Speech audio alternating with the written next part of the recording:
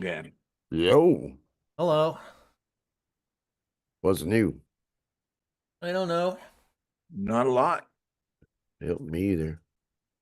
All right, we'll talk to you later then. All right. Have fun, guys. Fun guy. Take care. Well, See ya. What Well, all these guys that was a walking? good show, wasn't it? Yeah. yeah. Yep. Best Yep. we've done. Hey there, Yes. welcome to Bab again. Are we on the BabbleGab channel on YouTube or are we on the Transforama? Transforama? Okay, that's what I thought. You'll see the link in the Facebook chat. I'll do that then. That way you can see what's going on. I don't see Yeah. the thing in chat that says the live chat or top anymore. Or do we actually have to get chatters first? Oh, it should be there.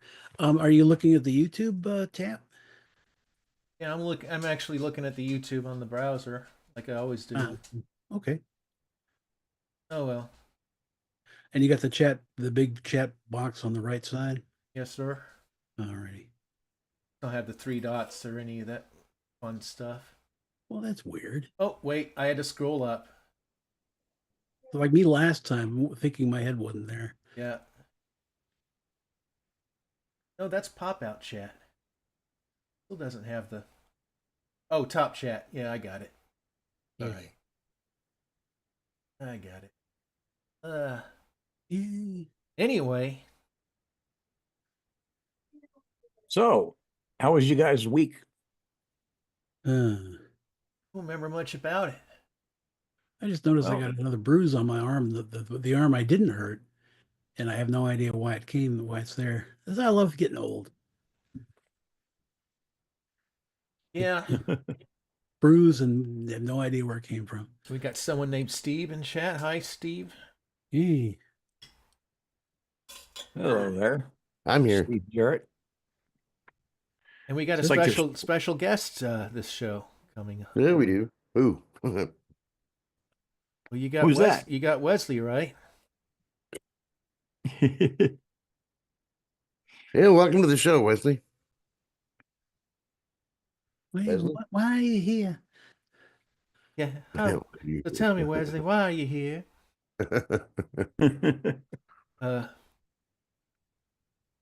Nah, he was supposed to be here, but you didn't remind him a day in advance like we discussed. no, he had a business luncheon. Business. Well, see, if you would have said a day in advance, he wouldn't have had. You would have caught him with his pants down. Stuff. Anyway, I don't want to catch anybody with their pants down. we'll get him in April, and he'll have stories about his trip that these rich and famous people do. Stuff. Lifestyles, the rich and famous. Yes. Indeed. Now, is it better if I talk up here, or does it matter right here? That's They fine. sound about the same. Oh, okay. You don't want to be right on the mic because then people will hear you pick your nose and everything else. Yeah. The password is. Oh, sorry. Never mind. Boy, these are some terrible headphones. I don't understand why they sell these things. But I'm gonna keep them because they're comfortable. To make money. I don't like the way it's messing up my background. Well, you could use the earbuds and buds. You look like V'ger's getting a hold of you. Yeah. Yeah, it's gonna be it. I wonder if I can do that. That didn't work out too well. Well, if I use earbuds too much, then the inner ears will be the same. They'll be bell shaped like the speakers on the earbuds. Let me try. Hang on. That's what I do at work. Is I got Bluetooth second. buds, and I wear them because I have earbuds like these. Because that's what most pull that thing out. Podcasters Stick use this thing in. Because I use the Bluetooth buds I can't hear you. I got these big old cost headphones just because I like the retro look. I'm a sucker. That in there. And man, when they're new, they just really squish your head. They're about 10 years old now, so they've kind of broken in. So I can listen to music while I work. Oh, good. C7C. How's that? Ooh. Ooh. I'm still getting white. That's okay. Not as bad. Yeah, well, you're supposed. It's okay to be white, Steve. White background, yeah. That's okay. Now I can do car talk. I'm overjoyed.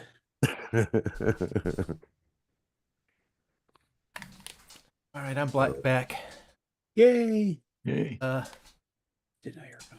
So my front fine. yard now looks like a demolition derby ring. Oh, nice. Well, you should start having them. I'd love Demolition to. derbies. But the neighbors would probably complain with all the banging and Except for that one neighbor you want to join in. oh my gosh, Yeah. he so Sunday night I'm having my relaxing time and he does that bullshit stuff that he does Cool stuff. with his stupid lowrider truck. So he went to the end of my cul-de-sac and did that stuff with the burnout and all the crazy shit.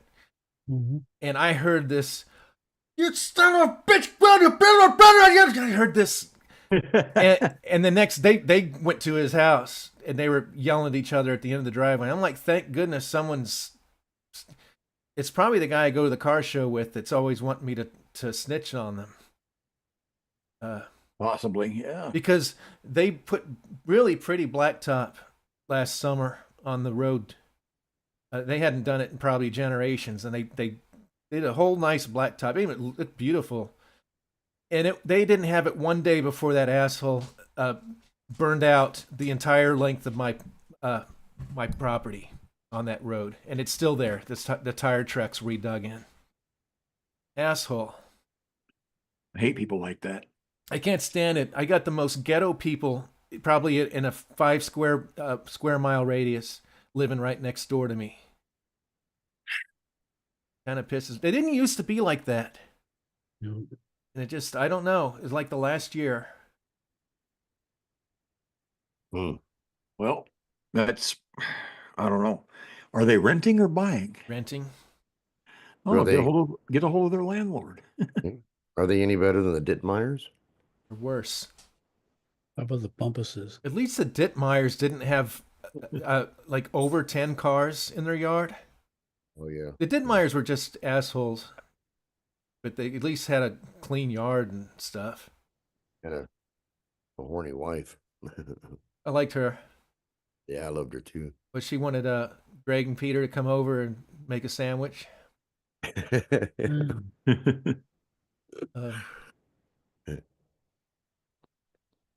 Yeah, somebody posted a picture of this old like motel lodge thing, and I see a sign on the top of the lodge, and I see this first word, and then I see Creek Lodge, and the first word I see a big N in the front, and then a G in the middle, and I thought, what the? Oh, it's McGee. It's just a kind of a blurry picture. and hi, Huckstop. Yeah, I was just gonna say that. How are you doing today? We're trying to wake up here. Yeah. Yeah. Been working hard on the new film, and I'm working on a new Transforama video too Ah. that I've got a few requests for. So gonna sort of. I like that hat, but Thank you. it's kind of cool. It fits you. What's No, a, I didn't mean. what's a hat butt? I Hat saw that butt. there was somebody got a hat. It had a little instruction card, and it was all pictorial, and it was how to put your hat on. It says, there's like a thumbs up, and you put it on your head, and then there's like it's crossed out. You put it on your rear end, on your foot. It said, no, don't put it there. Don't put it there. Put it here. Okay, good deal. There was some 80s song. I don't know if it was Laura Branigan. It was Steve probably knows. But there was the lady, and somewhere in the song, she said something about a hat butt. Ah, In your hat butt. I don't know. It's probably a Montegreen or something, but to me, I always thought of a hat butt since I was young. A hat butt. Yep. Well, it could be like an ass hat. I don't know how. Well, I think the ass hat came later, but the hat butt was first. Okay. Did You're you know probably I right. got in trouble when I was 5 years old because I was at home, and in our dining room we had a little chalkboard, and I spelled B-U-T-T on it, and I got in trouble for it. We should. Now they got words a lot worse than that, just in commercials and film titles and everything else. Yeah. I How do they remember do? T-shirts. 1967. I was Great 4 year. years old, and I got in trouble for saying the word pregnant. Well, Lucy couldn't say it, so why? Of course you couldn't say it. Yeah. That's even worse than the butt one. Yeah. I asked a girl behind me in second grade if she uses tampons. She's like, no, my mom would kill me. I didn't know. I don't know what any of that stuff was. Should have asked the teacher. No. I had gotten into trouble enough with the teacher and stuffs. I think my third grade teacher she paid a lot of attention to me. She was the hot one. Oh, I so remember guess who? Go ahead, Steve. I was just saying my third grade teacher was really hot. And, she asked me, all right, can you tell me what 3 + 3 is? I said, I will if you show me your boobs. Oh my Lord. You did? No. I don't remember most of my teachers. I remember that one. I do remember my third grade teacher was hot, though. I had a. Oh, Dave, Go this ahead. is called. Oh, go ahead. Okay, I'm sorry. I'll stop. No, go ahead. I was just making a stupid joke. Go ahead. Yeah, you can have the floor. Well, Oh. I was trying to find something. I had my fourth grade teacher's name was Mr. Lush, and I'm not kidding. Mr. Lush. Yeah. Okay, That's I got funny. one. When I went to college, we had a teacher. Her name was Canary Lasagna. You serious? No. Yeah. Her name was Mrs. or Miss Lasagna. And then when I finally got my report card at the end of the course, her first name was Canary, so it was Canary Lasagna. I'm like, Garfield would have loved her. Oh yeah. But So would have Sylvester. yeah, but Garfield, I think Garfield had a thing for lasagna, so He did. Yeah. I'm trying to find out why. I'm trying to figure out why teachers have such hard names for little kids. My brother had a teacher. Her name was Mrs. Cadwallader. I had a Cadwallader. I think she was Did like you? the librarian. No, she was the nurse, the school Oh, nurse. Cadwallader. Weird name. I had one named Dubendorf. Dubendorf. Oh. And everybody called her Stupidorf, probably.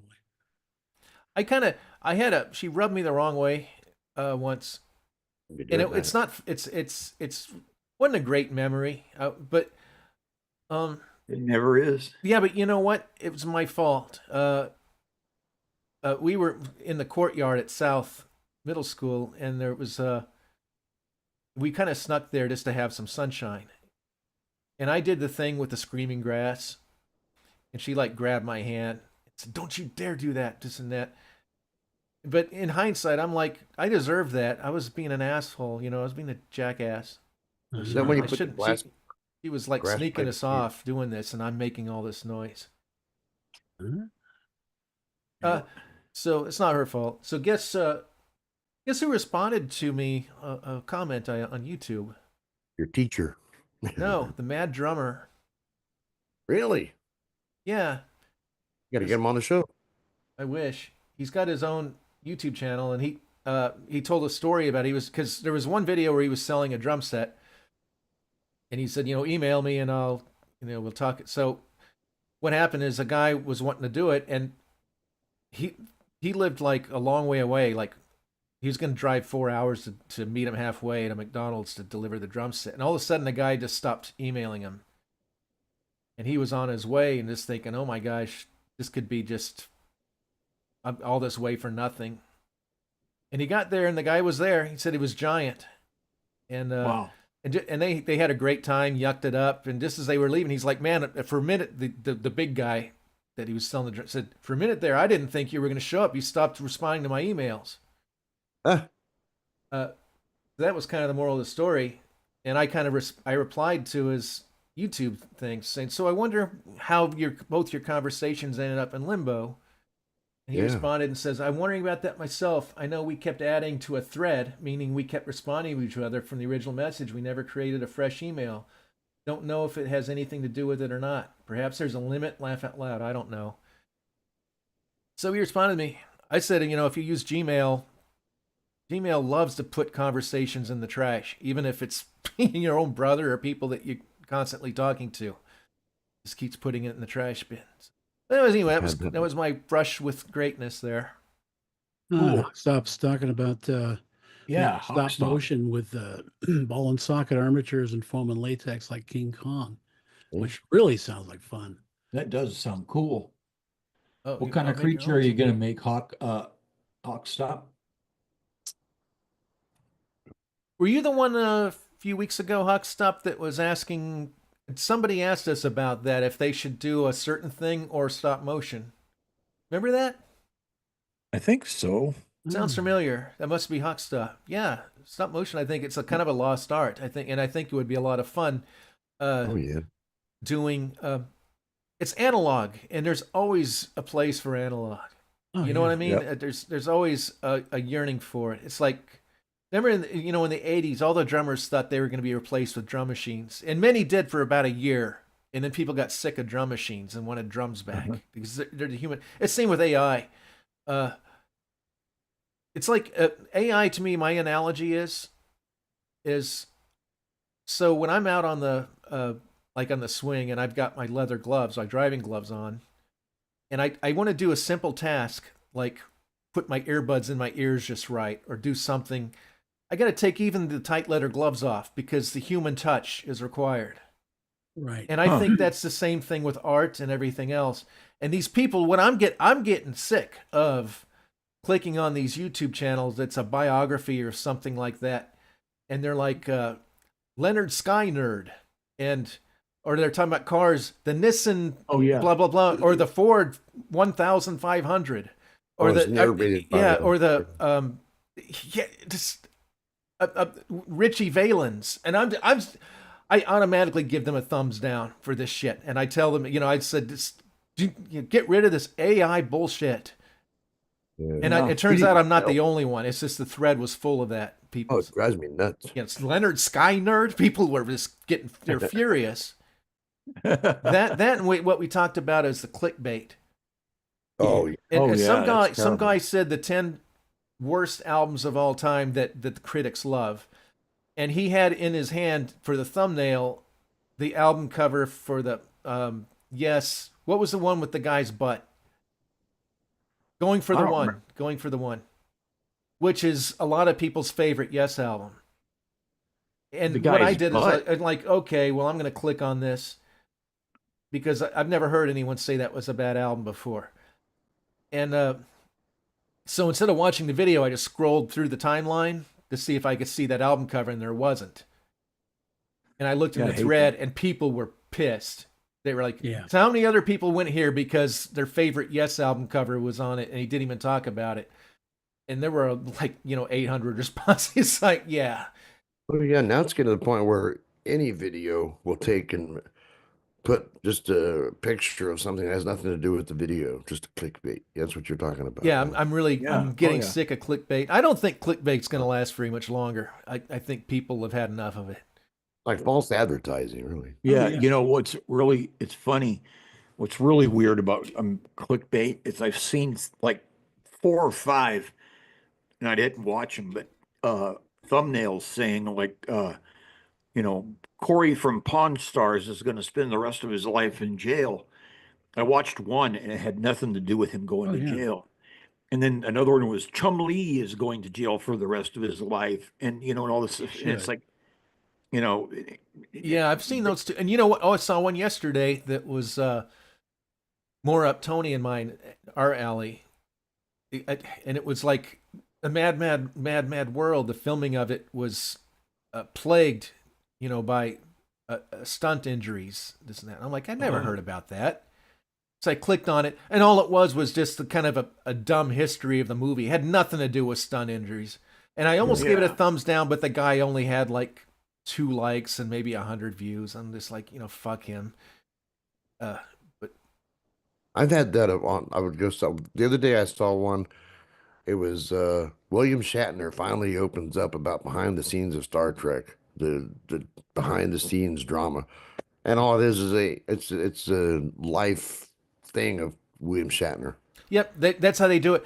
I see a whole bunch about Henry Winkler talking about what actually happened on Happy Days between him and I've seen Richie, that too. and that never happens. Oh. And when when they show it, he's just like, "Oh yeah, everything's fine." And Hawkstop said for the monster, it's a stop motion kaiju, a mix between a Godzilla and a T-Rex called Yeah. what is it? Titanomera Rex. My own take on the kaiju genre. Well, are you going to put it on your channel, your progress, or are you just going to surprise everybody with the finished work? Because I'd like to see what you end up doing. And for those who don't know, kaiju is the Japanese word for monster. Yes. And remember, I lighting. kind of assume everybody knows that, but I just want to make sure. I didn't know it until now. But yeah, lighting is everything, Hawkstop. Just remember that. Wouldn't you say so, Putt? Yep. You know, I think I'd rather see stop whatever you said that was, stop Yeah. motion, than Stop CGI. motion. You know, one of the best examples of stop motion I've ever seen, and I didn't even think it was stop motion, was an old movie called Dragon Slayer. And evidently the dragon was stop motion, but he moved so fluidly. Yeah. And, you know, you just was just like hard to believe it was stop motion. And I think what they said they did is they, you know, did the stop motion and then they had some kind of a little bit of a blur tool on it. Not really where it was blurry, but somehow it smoothed out the motion. Ghosting, yeah. And it looked, I mean, if you've ever seen the movie, he looks fantastic. The dragon, Thermofax, I believe his name was, or Vermithax. But yeah, it's cool. I love watching stop motion, especially Ray Harryhausen's stop motion, Oh yeah. where he would give, you know, all the creatures, not only were they scary, but they had what was it? They had personalities. Like the Cyclops would scratch his butt, you know, or Yeah. wipe his nose and, you know, look curiously at things, and all had all these, you know, qualities about him that, you know, a lot of monster people would forget. You know, even King Kong in the 1933 had that. That was Willis O'Brien, but you know that Yeah, was, that inspired Harryhausen. yeah, it did. Watched King Kong and said, "Man, I got to do this." And welcome, Brittany. She said, "Whoa, nice alligator, Timmy. Thank you. Welcome back." We were talking about stop motion animation and giving Hawkstop. I don't give them advice because I'm not an expert on it, but I'll say the things I like. If you're wanting to go retro, one of the things I love is hand painted mats. Oh, those are cool. Like to me, that's what made the Forbidden Planet so wonderful. Were the hand painted backdrops that they had. It was, and I loved. And Putt would know about this. The Denver Museum of Natural History. I loved the painted walls behind, say, the cavemen and the dinosaurs. Just the way that the skies in the landscapes. I just love that. Yes. The Star Trek and Bonanza and a lot of those places, those shows from the 60s had those. And I love that look. And that's when these idiots get on like Movie Chat and say, they need to redo Forbidden Planet now. Like, no, they don't. No, somebody's actually talking about doing it. I said, no, that movie's perfect. You cannot fix it. It is perfect. It doesn't matter. It's going to bomb. All the movies, that's all they ever do anyways, bomb. So it doesn't even matter. You just kind of look at it all as fan fiction. You know, you can look at all the Disney Star Wars as fan fiction, and the Indiana Jones and the Dial-a-Scope of gonorrhea. It's all whatever it was. Yeah, the Dollar Disaster.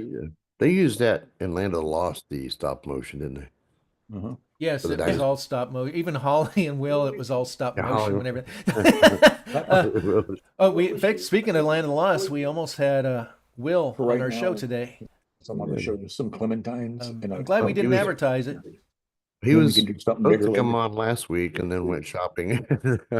Well, you know, you got to go shopping. We'll get him. Yeah. We'll get him on when he gets back from his vacation. Yeah. He'll come back. He's been on our show like 10 times already. Oh, yeah. Yeah. And yeah, Huckstup needs to still buy the armature foam and latex.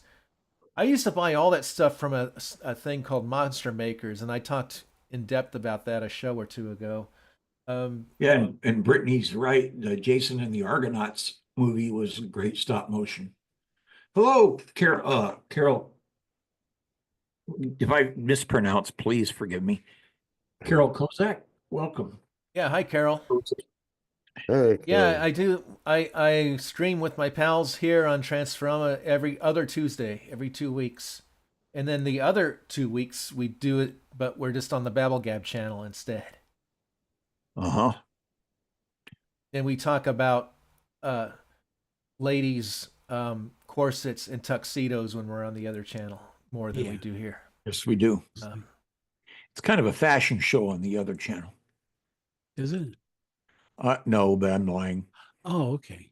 And you don't I ever look have to pretty good. retract the message on our thread because we say things we regret all the time. We can't take them back. We're live here. So. Take it back. That was my wife, Jen. Oh, I was like, wait a Hi, minute. hi, wife. Yo, Jen. hi, baby. Hey, There were like extra conversations. Hi, going. Jen. Hi, Jen. Yeah, Monster Makers. I discovered them a long time ago, like 80 years ago, on Fangora magazine. Had a full page ad, and that's when I was making my draconian costume. Or had it. It was just in my mind, and I called up them to see if they sold gargoyle wings, and I ended up talking to Arnold Goldman, who was the founder of the site. He's this Hollywood makeup artist that does all the, or at least at the time, did all of the, or a lot of the monster stuff for Hollywood. So here I'm just talking on the phone with Arnold. You could tell he's working while he's talking to me, and he's like, "No, we don't sell gargoyle wings, but hey, what you could do is you can do this and that, and get shower curtain liners for the fabric, and do." And he was just trying to we were figuring it out on the phone. And I had another question for him later, year or two later, same costume, and there he is on the phone talking. So he was pretty cool. So I will recommend them anytime. But that was like literally 20 or 30 years ago. He might be dead now. I don't know. But they sold everything. I used to buy all the slush latex. I would buy 5-gallon drums of the slush latex from them. I still have, I think, half a drum of that, the black latex. Those were the good days, but it was so messy making costumes out of that stuff and resin, where you had to mix two chemicals together and they form it. They heat up and to where it's red hot, and they turn into plastic. It was fun, but it was just messy, and it took me years and years to make that first costume. And then I was making an actual dragon costume. I never finished it. I'm ashamed. That's the only costume I ever started that I didn't finish. But I still have the feet apparatus that are made out of wood, the stilted feet. Okay, yeah. Yeah. I think when I was making it, and then I realized when I did do the Draconian and Dragon Con and everything, that it just tore me apart. It was so uncomfortable. Oh, yeah. That I started going. That's when I became a horse and got to a little more comfortable route, where I wasn't agonizing, killing myself.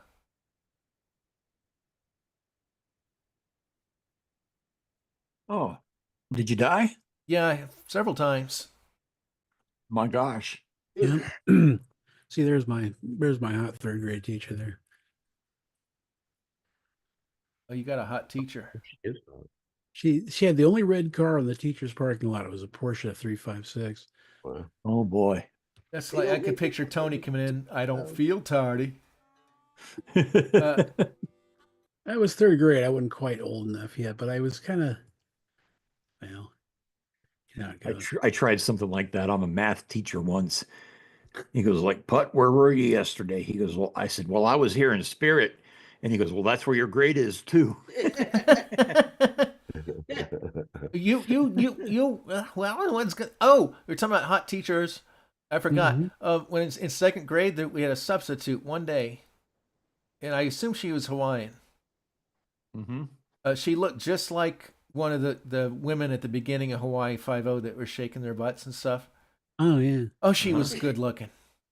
And you got to figure I was 8 years old, 9 years old, I guess.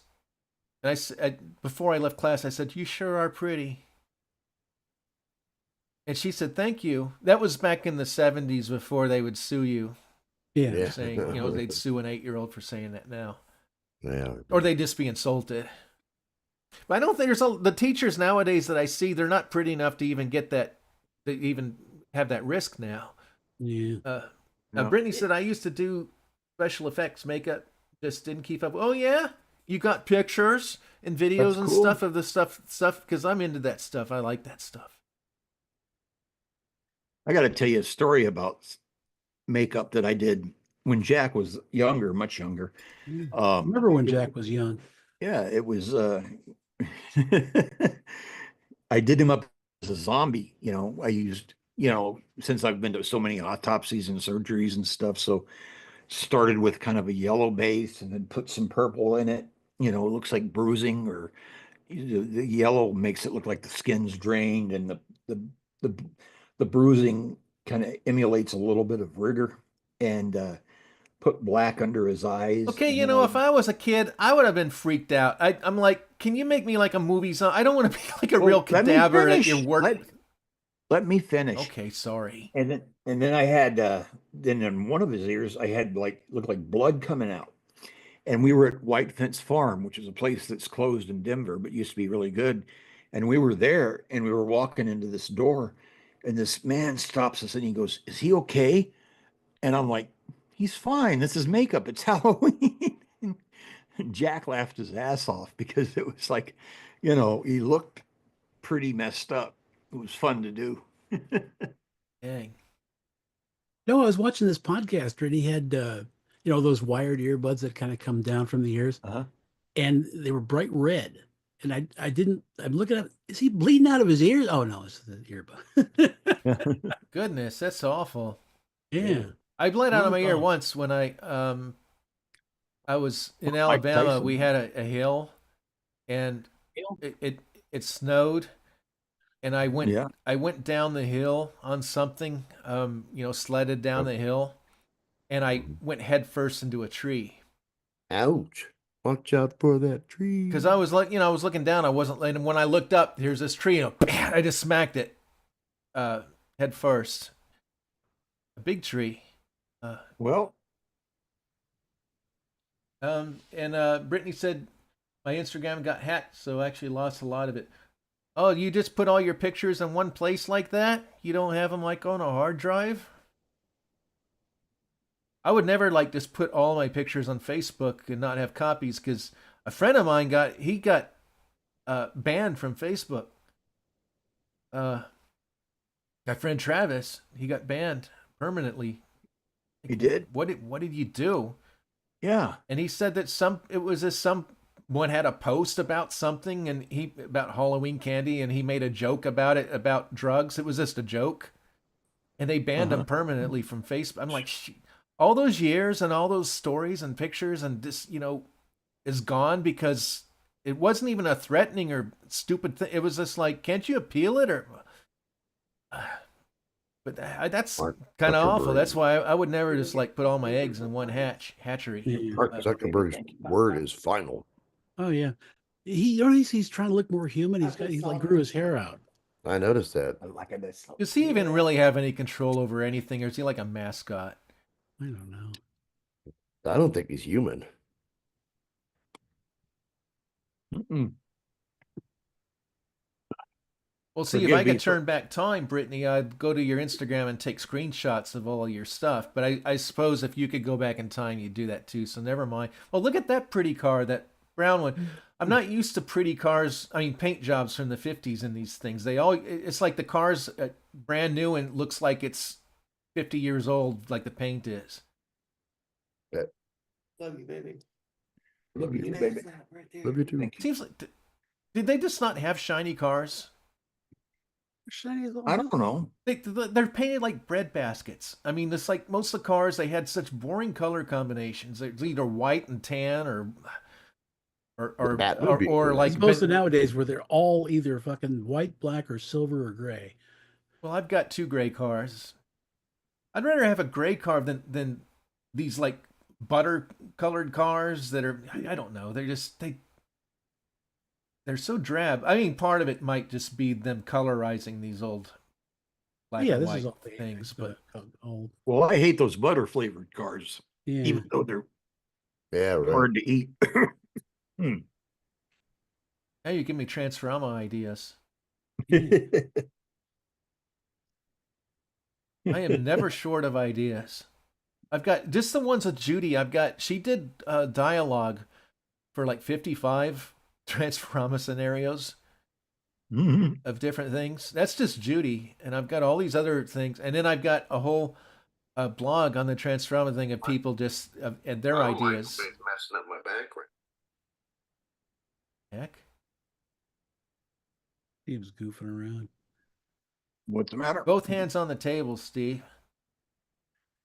You don't expect that starship to fly itself. No, couldn't figure out why I wanted to stream on the phone. I'm trying to figure out why. Oh, I know. I took the headphones off of it. Hot Using them Stuff now. says also I have stop motion monster. My stop motion monster can breathe navy blue fire. That's pretty cool. Nice. Yeah. I've got a dragon in a animation that's coming up, and it breathes blue fire. Not navy blue, but just. I got a kaiju comic I did years ago called Daedalus Monster Hunter. It's in my back room somewhere. I'll have to put that online somewhere once.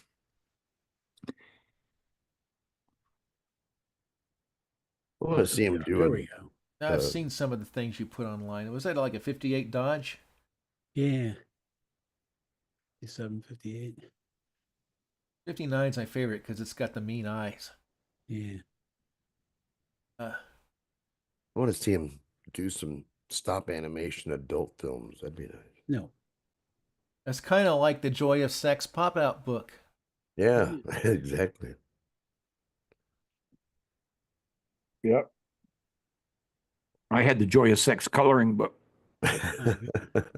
What colors did you only need one color, the peach crayon. Mhm. Well, you need never mind. I don't that's disgusting. I was gonna say pink too. No, I was creative. That's terrible. So anyway, Hey,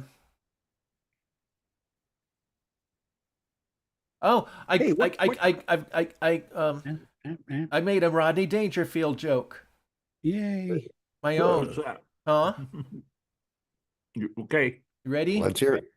Yeah.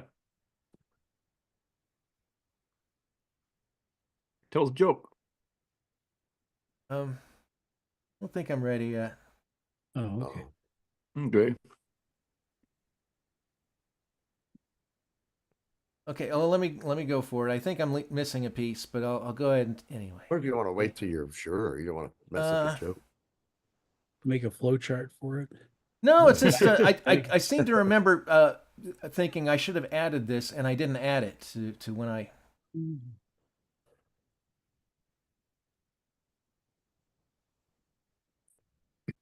All right, well, let me just do it. Okay, you ready? Here we go. Go for it. So when I woke up from my last operation, I realized I peed the bed. When I went to call the nurse, I realized they put the catheter up my nose. Dun-dun-dun. I think that would have worked for his repertoire. Probably. Repertoire.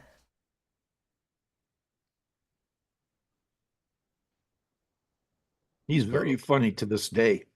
Yeah. Well, Steve can do a better Rodney Dangerfield when he tries to imitate Tony Gagnos. Oh yeah, that's right. I don't get no respect. See, that Don't would get be. no See, I respect. should have given that to Steve to say. You know. Yeah. My doctor gives me. I forgot the joke. My doctor gives me a. Yo, I woke up from my operation and I realized I peed the bed. Yeah, there you go. That was it. Hey, Anyway. I woke up from my nap the other day and realized I peed my bed. I realized the doctor put the damn catheter up my nose. Well, that's not a nap. That's woke up from the operation is important there. Ah, well. We'll work on it if we ever get you a Rodney Dangerfield costume. Because these people in our chat do FX makeup. Maybe we can make you into Rodney Dangerfield for a Oh, God. You Comic mean Con like Rodney Dangerfield now or when he was alive? when he was alive. I Only already puts look like puts that. into the people's things hanging off. Oh my God! You know, there's new videos out now where they're able to. It's called I don't know. The channel is called The Matrix, where they can put a young version of a celebrity next to their old one, and they're interacting with each other, like Nice.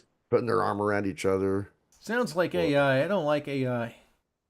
Yeah, everything's AI. yeah, I'm not a fan. but it just looks so real, though. You know, I think it's and I think it's the it, devil, and I think it'll get everybody in the end. it was so Really? weird seeing a young Mm. Scott Baio putting his arm around an older version of himself. Yeah. Sounds a little He perverted, creeped. Steve. It was, yeah, it sounds a little perverted, I Well, guess. maybe if it was Chachi Loves Chachi, if that was a spinoff, that would Yeah. have been a more successful show, and it would have lasted more than 2 episodes. Brittany said, Ms.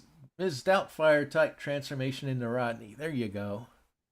Oh, that way, yeah. I'd look better as Mrs. Doubtfire than I would Rodney. I got a Dangerfield. lecture to the last show because I'm evidently the only person in the world that's never seen that movie. I Yeah. finally saw it, I think in the aughts or part of it.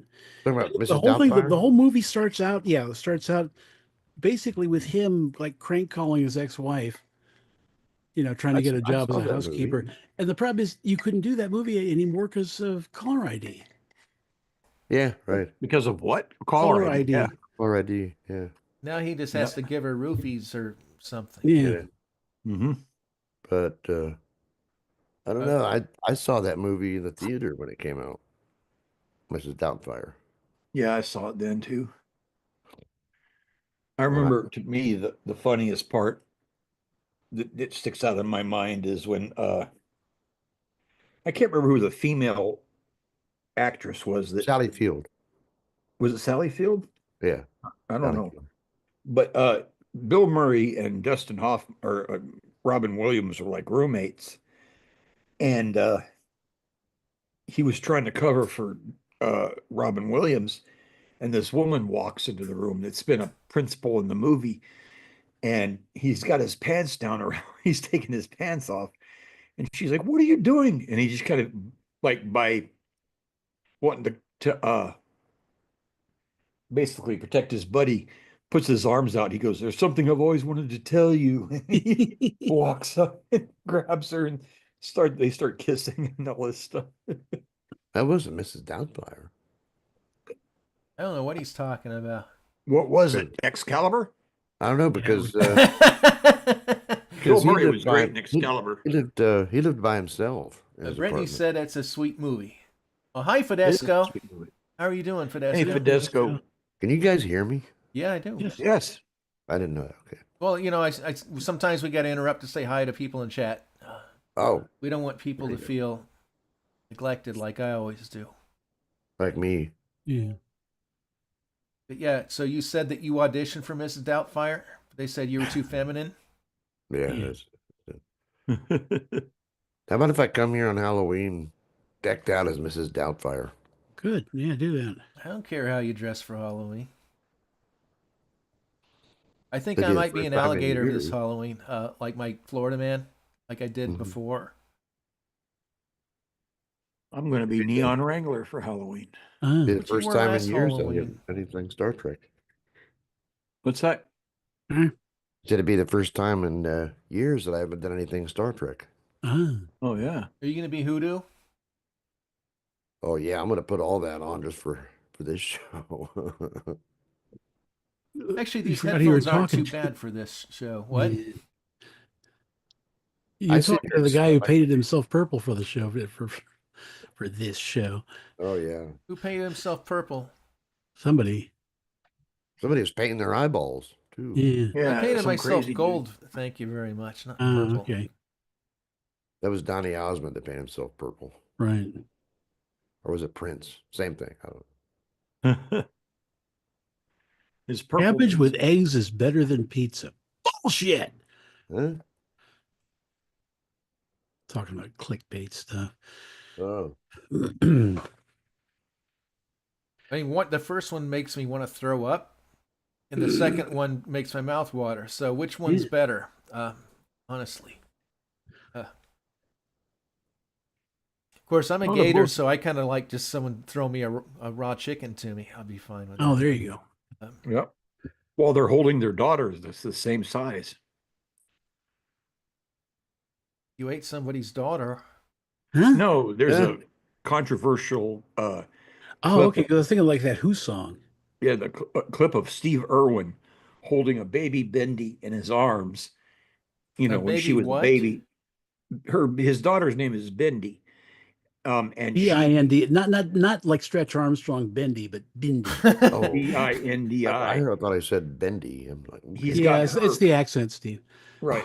He's got her in his arm, while he takes a chicken and feeds it to a croc.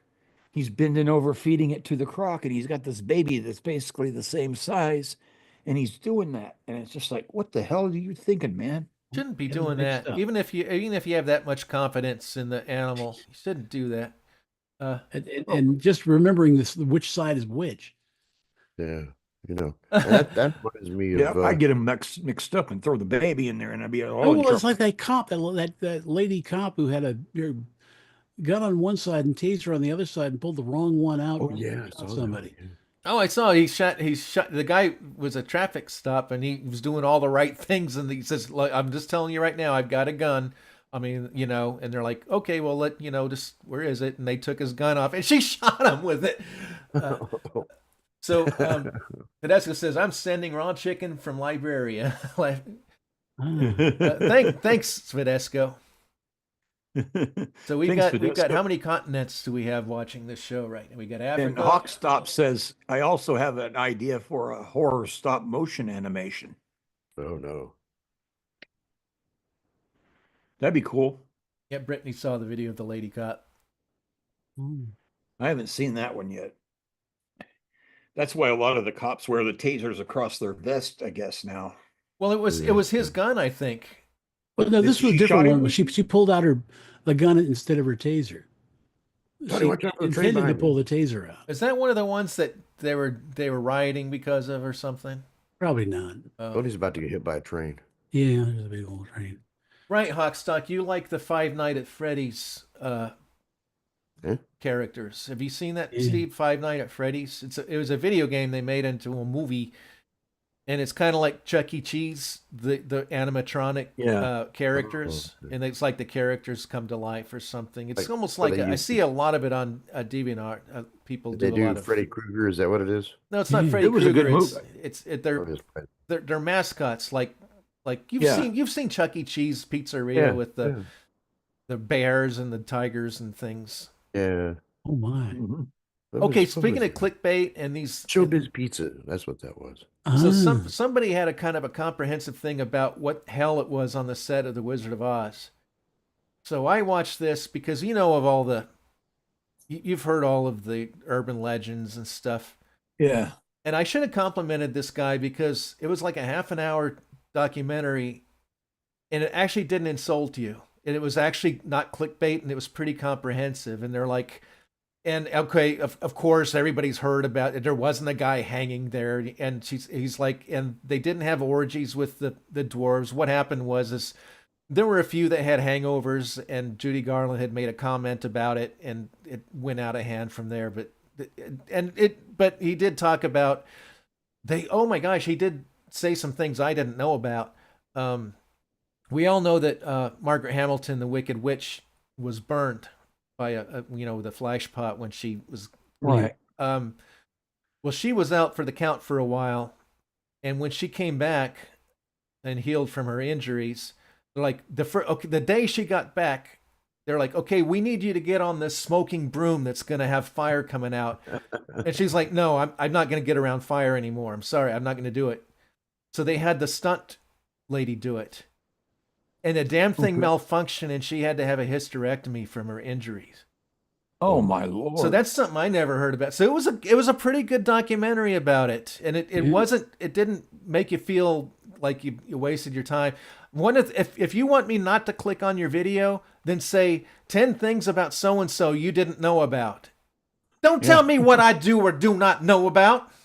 Yeah. Now, see, if you say some things you might not have heard, then I might watch your video. If you said I'd never heard this, and I'm never going to watch your video.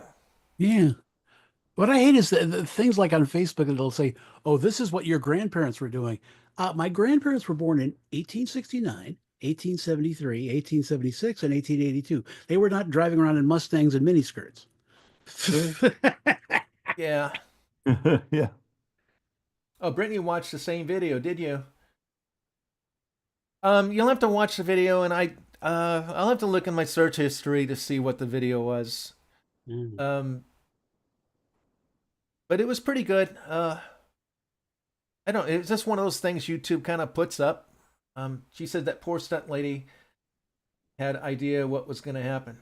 Probably meant to say no idea. Oh yeah, but well, Margaret Hamilton kind of did. It seemed like to not do it. I wouldn't have either. Yeah. And he was the first person I'd heard in years that actually talked about the Buddy Epson thing, and even more. I didn't realize Buddy Epson, he had to be like in like an iron lung for days. Wow. Because it was some kind of aluminum powder or some shit. Yeah, he got an aluminum powder in his lungs, and they made for the next guy that played the Tin Man. They made it into a paste, and he's the first person I've heard him say about the paste in like decades. But he didn't talk about. There's a big misconception. There's people say, "Oh, you know what? The tornado was made out of a lady's sock," and it's like, don't be stupid. It was the tornado was like a 30-foot high apparatus with a rail car putting it back, and they were pumping all sorts of dirt and debris into it. So it wasn't a lady's sock. It was a stocking. Well, they called that wasn't a stocking. They called it a sock. The apparatus. It was like its nickname. But that wasn't in the documentary. Didn't talk about the tornado. Yeah. I will be right back. How many non-movie stars are burned like that we never heard of their story? Yeah. Oh, Close Encounters. Do you remember Close Encounters? Uh-huh. That was kind of a very expensive art movie, like a school art movie. Yeah. There was a scene where a cop was going after the lights of the flying saucer and goes over this cliff. Well, his car was supposed to land on some other cars or some kind of a cushion of some type, and he overshot the cushion and didn't hit it, so his car just kind of hit the dirt and injured him. I didn't like floofy him or anything, but it's like a lot of stuntmen get injured, and sometimes they end up using the footage. Oh yeah. I mean, if I was injured, I would want them to use the footage because I wouldn't want it to be all for nothing. I mean, if I broke my back doing a stunt and it ended my career, you better damn well not have someone else repeat my stunt. You know what I'm saying? Yeah. Right. You better dang well show it, you know. Of course we heard of Men in Black. I think we all saw that in the 90s. Well, I think there was a stunt that they used in the opening montage in the TV show Fall Guy, where there's a pickup truck that kind of misses a bridge and flies into the river. Yeah, that that's from Race with the Devil. Yeah. What about it? That was a fatality. Was it really? Maybe not that take, but I saw that movie. It had Hot Lips from MASH in it. It was Race with the Devil. It also had another scene. It had this, like, it was a blue 60s Oldsmobile doing a barrel roll. yeah. And that was in the old Fall Guy, like the first season where they had like a little montage of things before the music started. Hey, I'm a stuntman and they had this car doing a barrel, and that was from the same movie. It was like, I think it was like an hour of boring stuff, and then it's like the chase at the end. You had like some pretty good like 10 or 12 good stunts in it. I'm sure we've all seen Men in Black, haven't we? No, not Steve. He hasn't seen anything. I wasn't too impressed. It was okay. It almost seemed like when you hear about the star power before it, like, what? It's got this guy and that guy and the other, and they're doing this with aliens. It's kind of like Independence Day when it first was going to come out. I'm like, what? What is this? Back when they had to have Will Smith and everything, it's like, I mean, Independence Day really you could have done without all that. But well, Well, Star Wars movies had stunt actors because you don't think they actually had Mark Hamill kissing Carrie Fisher, do you? yeah. Oh yeah, No, Hamilton doesn't swing that sure they way. did. The Milo and Otis movie about a dog and a cat have like 10 cat and dog actors fatalities. Made in Japan. Oh, that's awful. Oh well, the thing like Babe, the movie about the piggy. Yeah. Piglets are only that cute for like a day or two, and then they get big and fat. And so they went through dozens of little piglets. Well, they didn't like kill the piglets though, No, did no, they just they went back to the big place where they Yep, that's what happens to pigs happen to them eventually. That's why that tall actor turned into a vegan. The guy who played Zephyr Cochrane in the yeah. movie Well, James Cromwell. Cromwell again. I don't blame them. I don't eat pork because of they're cute. I say I don't eat more pork. But I do like I'll have a pepperoni pizza. So if there's pork in the pepperonis, it's okay. But I love ham and stuff and real bacon, but I don't buy it because I feel sorry for the piggies. I don't feel sorry for turkeys and stuff, so I buy the turkey bacon. Yeah, screw turkeys. A lot of the times with apes, when they use apes and monkeys in movies, like orangutans are only cute for a while. As soon as they get old, they get those big like plates on the sides of their face. And they also get mean. And they get mean. Same thing with chimps. They're cute when they're little, and then as they grow up, they get mean as fuck. So they I think go ahead. Sorry. Yeah. So there's my friend who used to be my boss and my friend. He used to work at a place called Primarily Primates, and a lot of these rejects from Hollywood, once these monkeys and apes got older, they'd send them down to Primarily Primates, and they'd live out their days there, hopefully. Yeah, like BJ and the Bear, the chimp from BJ and the Bear, just got too mean to work with after a while, and lived for decades after that show was canceled, just in some like animal park or something like that. Uh-huh. Because they'll literally rip your face off. They will. Oh yes, we talked about that last week too about that actually happening to somebody. It was sad. Because I think in the James Bond movie Thunderball, I think they really killed those sharks. I don't know if they didn't use like fake blood in their gill slits, because you see like blood coming out of their gill slits when they're like being poked with pokey things. Uh-huh. And they didn't have PETA back then. No. In the original version of Ben-Hur movie, it was actually a black and white one. It wasn't the one with Charlton Heston or whatever. Yeah, it was with Francis X. Bushman. Yes. A couple of the stunt actors or stand-ins got killed during the chariot race. And the Westerns, they used to do that when they like saw somebody getting shot on a horse. They would actually put a wire across the ground to trip the horse, and the horses would often break their legs. Yeah, there was Run to the Hills. It was Iron Maiden song, and Darren loved them and had the video up. And I was watching. They had old footage of horses running through the like war footage, like movies. And Indians, cowboys, and they had these horses. All of a sudden, they were just running and they were doing these cartwheels. And I'm like, what the hell? Did they put tripwires in front of these horses? Why are they just doing cartwheels like all of a sudden? And it's terrible. I said this before.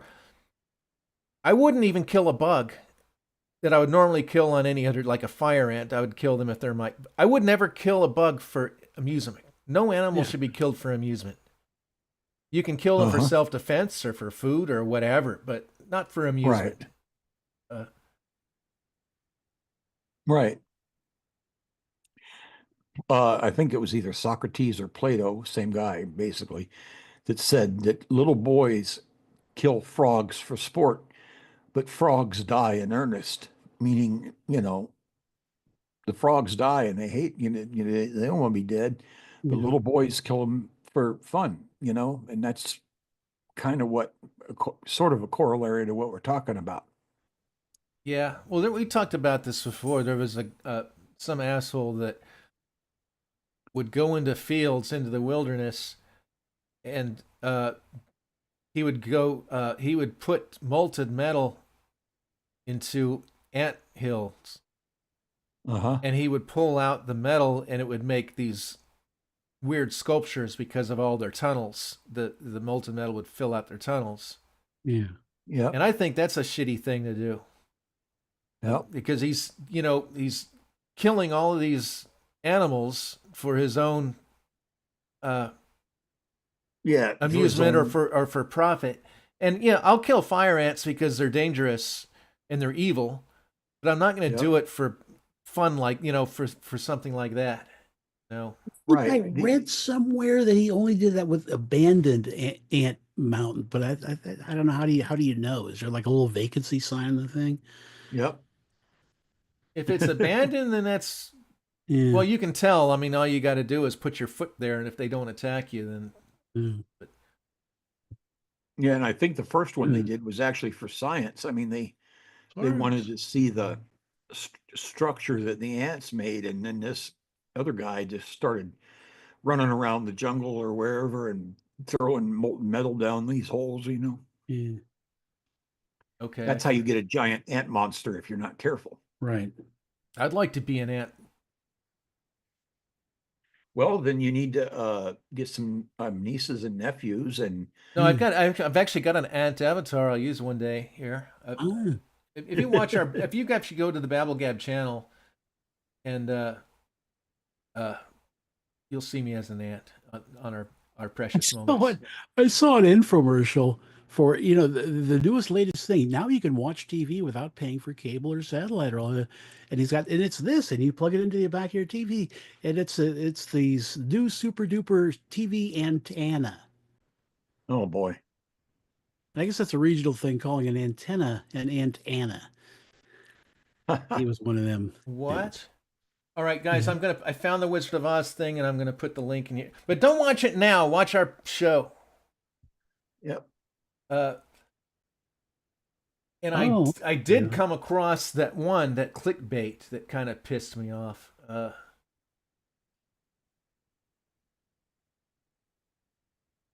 Keep going. What happened to Steve? I don't know.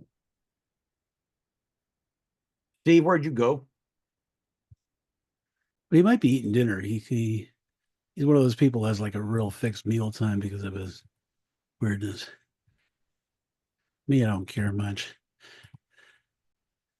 Yeah, I eat when Jen's up and she can make me something, and that's there you go. it. I can get to the kitchen, but it's difficult. I used to get fancy, I used to make like hamburgers with they put basil in the beef and all that stuff, and I used to make omelets and stuff, but I don't got that kind of. Who cares? Jesus, gone in 10 seconds anyway. Yeah. Okay, so this is a clickbait one that pissed me off. The title is "The Shocking Tragedy That Turned It's a Mad, Mad, Mad, Mad World into a Production Nightmare." And all it was this and that and the other people, they did this and it went blah, blah, blah, blah. Like, what the? You're just giving the history of the show, which everybody knows about. I hate you. Yeah. And put some picture of some kind of weird car boat thing. That's the new Fantastic car from that movie. What movie? What? Fantastic Four. That's their car. I don't see that. I see a "do people sneeze" thing behind you. No, in the chat, in our Facebook chat. Oh, I can't open up that kind of thing. It'll slow me down. It slowed down everything just to try to find that link to the Wizard of Oz thing. They did talk about Judy Garland, and I don't think there was a thing that Wizard of Oz got her addicted to drugs. Yep. But in that documentary, it basically said she was already addicted to that shit. That basically MGM used her as a this and that well before the Wizard of Oz happened. That the whole time she was with MGM, they were terrible. And I'd heard that she was laughing at the lion and couldn't stop laughing, and the director took her back and slapped her. Yeah. Wow. And I'd heard that, and I'm like, what a son of a bitch. But kind of he said that she had this, I don't know if it was the drugs, but she would get in these laughing things. And he, to stop her, he did that. He said he just wished that someone had beat the shit out of him for doing it. So it's not like something he was proud of. So that's good to know. It's not, it doesn't make it a happy story, but, you know. But yeah, it really did talk about how nothing went right on that set. I could have actually met a Wizard of Oz character Midget. because he lived in my town. Ah. The coroner midget. Oh yeah, because the funny thing is, the only ones who lived long out of that movie were the midget. Yeah, in fact, I think he was the last person alive, and he lived in Penny Farms, which was a suburb, a little outside of Jacksonville, and just right next to my walking distance from my house, there was an antique store, and he was doing a signing there. And guess what I did? Nothing. I didn't go. Mm-hmm. I could have walked there and met one of the Wizard of Oz people, and I didn't. And then he had an accident, a car accident, and his wife flew feed after that. Well, which is sad. It's either a flying monkey for me or nothing. So. Yeah. What did midgets drive? Did they drive those little Messerschmitt cars or Isettas? Yeah. Well, I had an MG midget. Yeah, and I fit in it amazingly enough. I had a teacher that told me that she had some friends that had one of those, and she said they were death traps, that the brakes were so terrible, and she said it like killed her friends. I had never heard that, but that's whenever I think of them, because Gracie always wanted one. She loved them, and I remember my teacher telling me that. She was a bitch. That teacher. She wasn't a nice person, but I realized later she was terminal. Oh, that's sad. Yeah, and she had like disappeared, and then found that she'd flu feed. So the reason I guess she hated God, and because I remember at Star Trek V, I said I liked Star Trek V. She's like, yeah, that's the one where they kick God's ass at the end, and I'm like, where did that come from? And then I realized that she's probably dealing with some stuff that that nobody should have to deal with at that age. Because I was the oldest person at the school. I think I was older than teachers and the dean and everybody. Oh, well, it wasn't necessarily sad. I guess it's kind of sad. Oh, I haven't seen these videos in a long time. Yeah. Oh, all of a sudden, I just as an afterthought today. Let's see if the Zoom desktop thing is working. Starts right up. It's fine. Nothing wrong. Yeah, I look at it. Pretty women frequent. With weird European old cars. Yeah. I like the one of that. But my Zoom desktop did not work for months. I was having to use the web browser version, which was the reason I didn't have videos. I think my favorite is that Swiss girl riding the bike. The German girl, yeah. Oh, was that Germany? It looked too pretty for Germany. German girls are pretty. I didn't say she wasn't pretty. It just the landscape looked prettier than. Well, that particular video was from Austria, which is like the same thing, really. But well, I kind of pictured Austria prettier than Germany. I don't know. I've never been to Germany or Austria, for that matter. I think I flew over just a little bit. I flew over maybe part of it. I saw Germany out the plane window, and we were kind of straddled the line, so I might have flown over Germany, but I didn't ever. Okay, so MGM legit owned these people like slaves. Interesting, Brittany. That's really the first I've heard of it. I know that Hollywood's always been the Satan's gate, there. What does God need with a starship is the corniest line in Trek history. Was that from that movie? Yeah. Yeah, Star Trek V. That was my favorite Star Trek movie, and I think the reason I liked it is because I'm not a Trekkie, and I just wanted to be entertained, and I thought it was very funny and entertaining. Did you see that somebody made a montage of it with a laugh track, and it was pretty funny. When Shatner turned in the treatment to Gene Roddenberry, it had Shatner fist fighting that thing, like fist fighting God. And Gene Roddenberry wrote him back this note that says, Bill, you're a very talented guy and all that kind of stuff. He goes, but we cannot have you fist fighting God. That's just too much. Well, at the end, it was a misconstruction. It wasn't God. It was just some. No, some alien. Yeah. But Yeah, the thing, but I mean, come on. Okay, that might have been a corny line, Brittany, but when after their camping trip, when Spock and Kirk are in the elevator, and Spock like, "Whoa, I need to get a shower," and Spock's like, "Yes." I don't. Come on, had some good dialogue in it. Or In fact, they originally wanted Kirk to fight a rock monster. rock is that what it monster. Did they was? have like the Okay. B-52s do it? Rock monster. Yeah, right. I thought he was a rock monster that he was, or was he just throwing rocks at him? Well, there was a fact, rock monster if in you one of saw- the episodes. Yeah. Well, No, no, if there you was saw, another movie that had a rock monster where the was gonna rock, say, it was like a rock elemental and the rocks went and they formed this giant. What movie was that? No, that was Galaxy Quest. Galaxy Okay, Quest. I That's what love was trying- Galaxy Somebody Quest. must not be able to hear me, I guess. Go, Steve. No, what do you I was got? just saying it was Galaxy Quest too. Yeah. That's my favorite Star Trek movie. That's that many such cases, yeah. But then again in the series, Kirk blew up the Greek god Apollo. Yep. Did he? With the phasers. Yeah. Yeah, the ship's phasers and just said, Oh. "Here, we'll take your temple and blow it up." It's like, That's one sexy day. why? And then at the end of it, it's like he says, "Maybe we could have just gathered some laurel leaves." Yeah. You think? Fucking asshole. And then either Elvis or the other dude, the actor who played Apollo is still around. He's like 90 Oh now. yeah, It was yeah. I about remember 10 that. years ago. It got him back to reprise the role. Mhm. And so now he's like just this old, decrepit old guy. And it's like, wish you hadn't blown up my temple, you asshole. And then Kirk said, And Hawkstuff said, "What about the lizard-like creatures?" And Brittany said, "You talking about the Gorn in Star Trek because he was a lizard-like creature." Yeah. And, The corn. Yeah.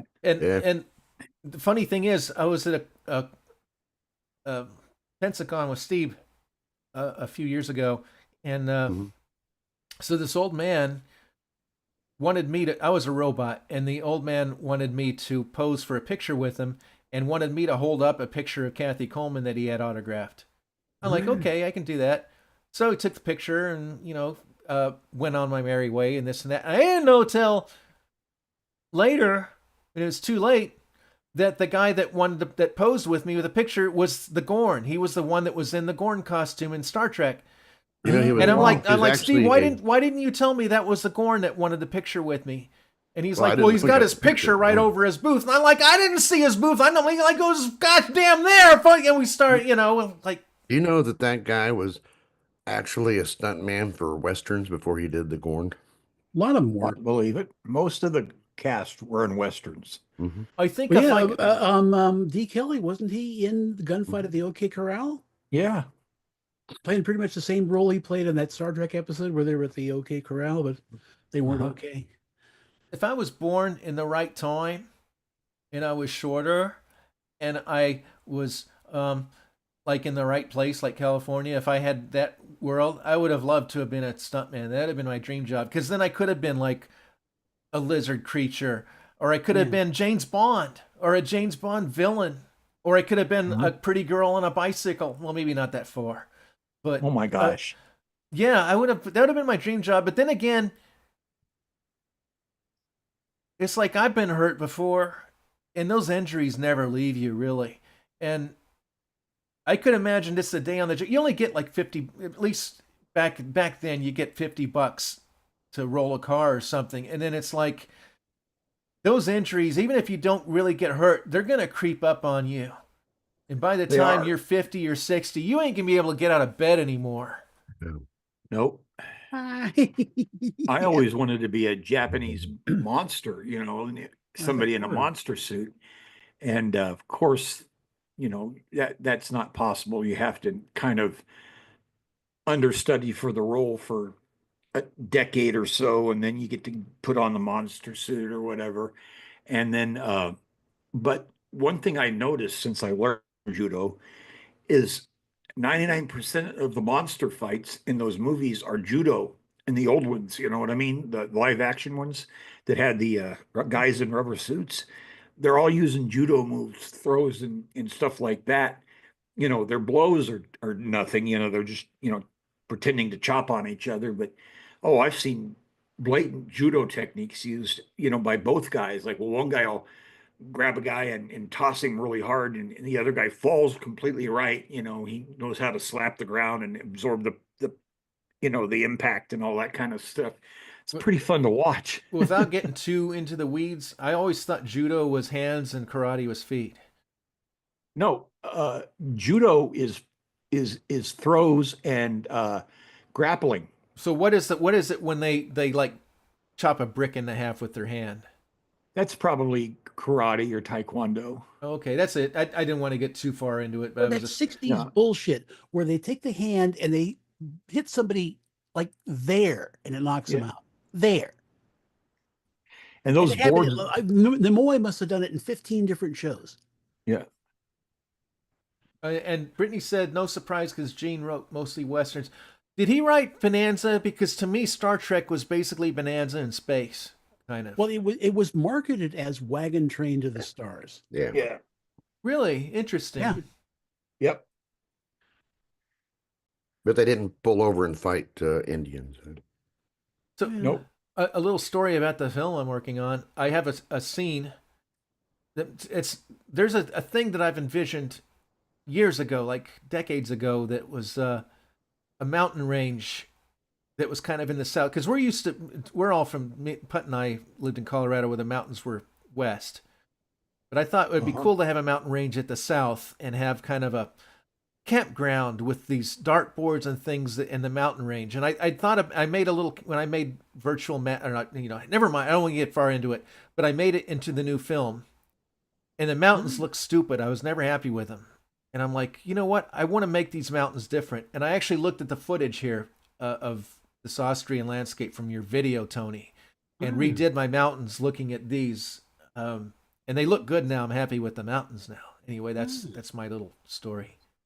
And the film is going to be, it's still kind of on track. That transformation scene took 5 weeks instead of 4 weeks. It was so much involved. Oh man. But I at least got it, and Tony and Putt seem like they're happy with it, with what they saw. So that's Steve didn't watch it. Not yet. You don't have to watch the whole movie, Steve. I don't want to spoil it if you don't want it to be spoiled.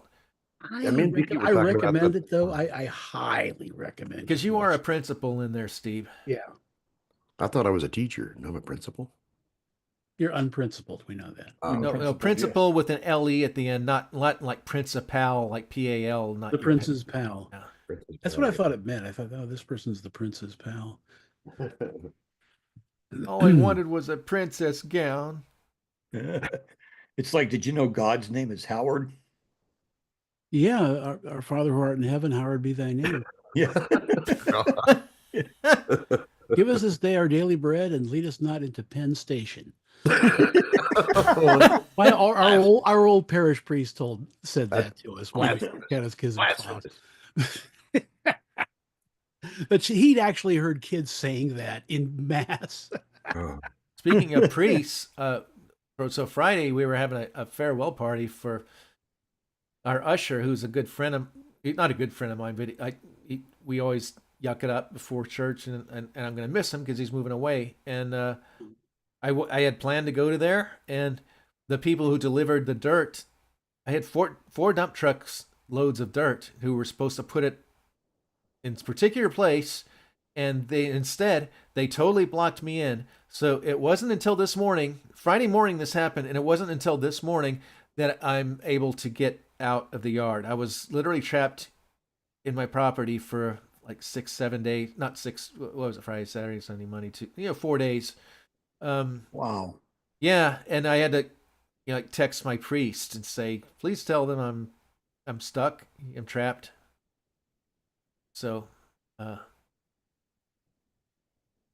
So can you like at least like hit the dude who did that with a like a stick or something? I don't You know know, he did because sing I don't know the whole story. I'm pretty sure he chickened out and thought his truck was going to get bogged, but he still should have put it. He should have told me, and we should have figured something out. But the guys behind him, there was a different truck that came up, and that guy was upset. Yeah. First of all, he tried to move my lion, and that lasted 1 second. And he's like, "Nope, I can't do that because that white lion weighs like more than a truck." Yeah. And so he dumped it the only place he could, and I saw him with his phone taking a picture of the situation. So I knew he wasn't happy about them blocking my driveway like that because it meant that everybody that did a load was going to block my driveway even more. Yeah. It was just that first load screwed everybody up. Yeah. Hate when that happens. I'm okay. I had food. I was okay. I missed church. That was it.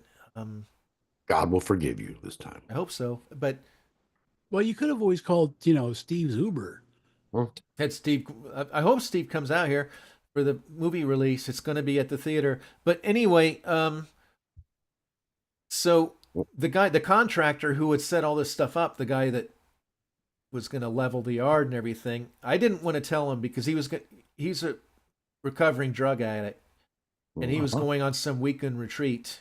And I'm like, I'm not going to call him and tell him what happened because he doesn't need any more worries. He needs this. But he called me. He must have called me Friday, I guess Friday, and he's like, "How did it go with the dirt delivery?" And I told him, and he's like, "Oh, whoa!" He got so angry and was so upset, and I'm like, "It's okay, don't be upset. I don't have to go anywhere." And he said, "First thing Monday morning, I'll make sure you get out." He got so angry, and I'm just like, "Enjoy your weekend," So that's pretty good that he followed up, and and they did it. They worked. They must have worked on that thing 5 hours. Today, and yes, he was in the dark last night doing it. Anyway, that's my boring story. If those who don't know, my front yard is huge, and it's like going over a roller coaster, driving through it, and it becomes a lake when we have our hurricanes and floods. And I was finally sick of it becoming a lake and having to have galoshes to go get the mail and stuff. And I had to wear a tuxedo and go through the lake when we had our big flood last September because I was in a play where I had to have a tuxedo.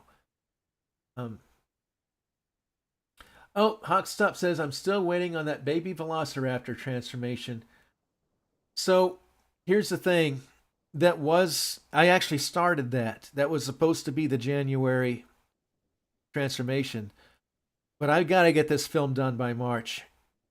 I've got to get it in the film festival. So I put that on the back burner. So it's probably going to be April or May, but it's still going to happen soon. If you hadn't noticed, I had to skip January altogether. But that I still was working on transformation videos. It's just going to be in the new film, and you won't be disappointed. I can almost guarantee it. I can't guarantee it because people will be disappointed. You can't please anybody, but. Yeah. There's some, Tony saw it. There's some cool transformations in it. And I think you'll dig it. And that was January's Transforama. It's just going to be in the film instead of on that channel. Hi. And I was going to put one of the transformations from the movie put it on Transforama as a placeholder, but I'm afraid to because YouTube is so weird about me sharing my own content between channels. That's how I lost monetization before. So I'm kind of reluctant about that. Welcome back, Steve. Thank you.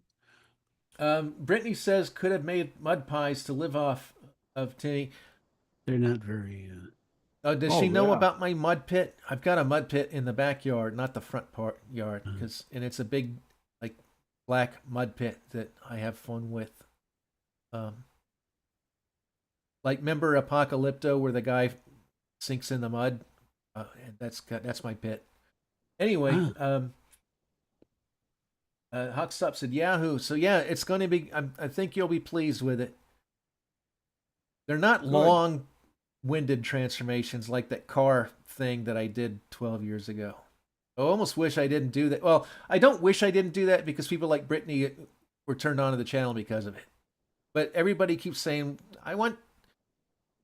they keep wanting a part 2, or they want me to do other ones that last like a half an hour. I'm like, that took me like almost a year of my spare time to do, because I was also doing our film Star Trip at the same time. So it was like my day job, then Star Trip, and then that commission. That was my whole year.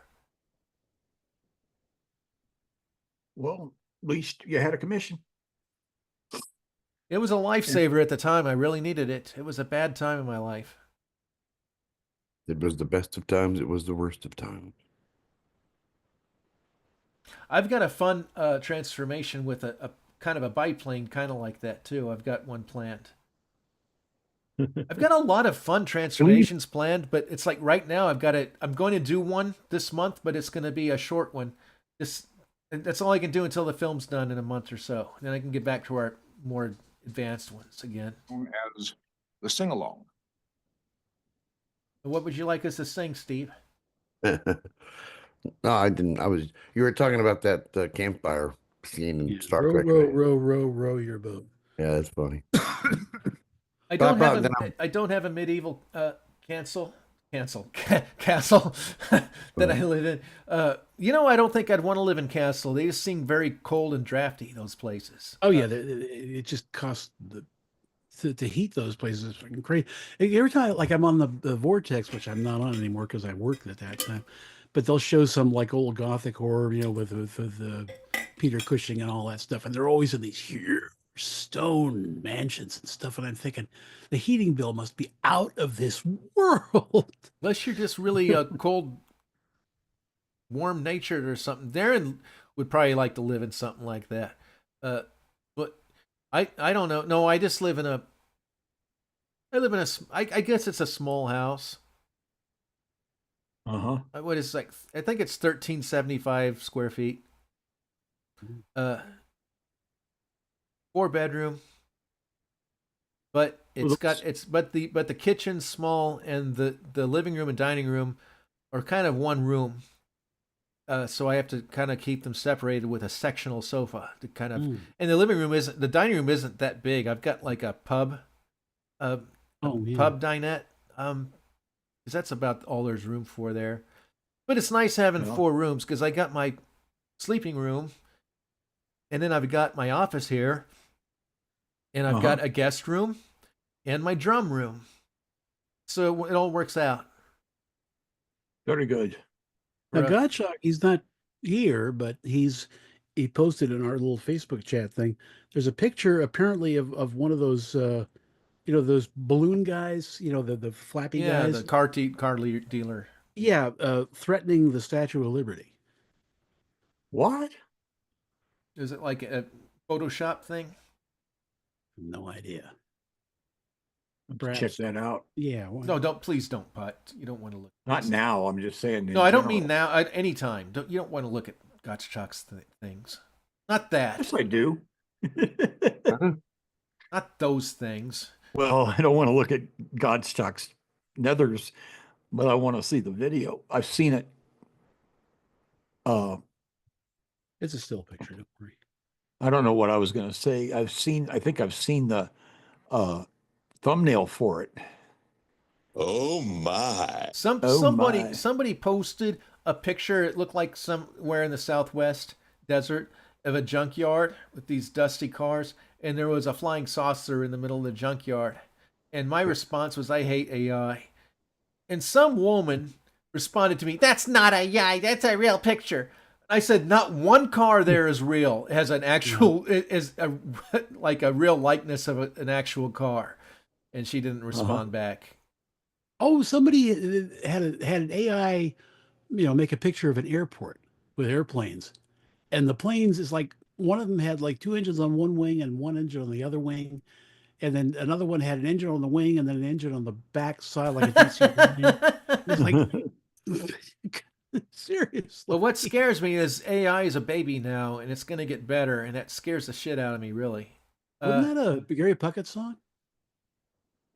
But he had a song that didn't involve young girls. AI is a baby now. Yeah, I guess yeah, that's a good one. Brittany says you just have the average American mud pit.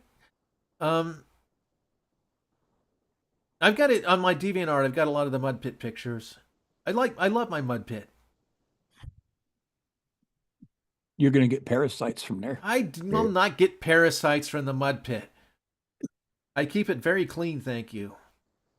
Those parasites don't know you keep it clean. They come from the other part of the There you go. That's what dirt. Gunshot posted. Some woman that saw my mud pit, a picture on Facebook that was in my theater, she goes, "Do you ever get ringworms? Because my kids have played in the mud and they get ringworms because the cow manure." This and that. I live like 10 miles from the nearest cow, so I don't think so. You just got to watch out for cow petty. I'm cow patty. That doesn't look. That looks more like a folk art thing made out of barrels and mufflers and stuff. Yeah. That's supposed to be, yeah, it looks like tires, I thought. And wait, that's not the Statue of Liberty anyway. That's just like a replica. That's Galactus looking at the Statue of Liberty. We had a. Oh, you know what that is? That's in Alabama. That's the Vulcan statue. No, it's not. It's Galactus. Oh, Galactus from Marvel Comics. I guess it's not. I know in That's Alabama not there's a a small Statue of Liberty in Alabama. I say small. She's big. She's just not as big as the one in New York. Well, there's also one in Pennsylvania on the Susquehanna River. That might be the one we're looking at, Steve. No, this is from the movie the new Fantastic Four movie, and this is Galactus heading into the city. Ooh. Well, then why does a Statue of Liberty look like she's about 70 feet high? It's a camera trick. He's gigantic. He's like 700 feet high. I'm not saying that. I'm not. Forget him. Forget he's even in the picture. Let's just look at the Statue of Liberty and the parking lot that's right Statue behind. of Liberty, like on its own thing, without like a bunch of trees and garbage around. Yeah, that's what I'm saying. The Statue of Liberty looks like she's about 70 feet high at max, not like 400 or 500 feet like the real one. And you've got to take a river boat. I mean, you've got to take a ferry to get there. There's a bridge right next to it. That's not the real. I'm just saying, that's just a fake Statue of Liberty. It might. A lot of people have their own statues of liberties that are smaller. Yeah, there's no bridge in the Hudson River like that there. Or, whatever that is. There's not like a bunch of, like, look at this, like trash everywhere. I don't think it's a river. I think it's a sound or something. What is it? Sound? They call it. I don't hear it. New York has weird terminology for their things. I've been to New York. I've heard sounds all over the place. Yeah, all kinds. Yeah, of like sounds. farts. Well, there was the long. Yeah. Then again, there's the Oh, you're right back. thing. What did I want to say? The one by Seattle. That's the something sound. Puget Sound. Puget Sound. It's just the sound, meaning that they check the depth and it's deep enough where ships can go through. Yeah. Because that's a big problem. We got a bunch of water. Say, yeah, I can take my ship there. Crunch. Nope. So they got to be careful about that stuff. Hey, boss, I wrecked the ship again.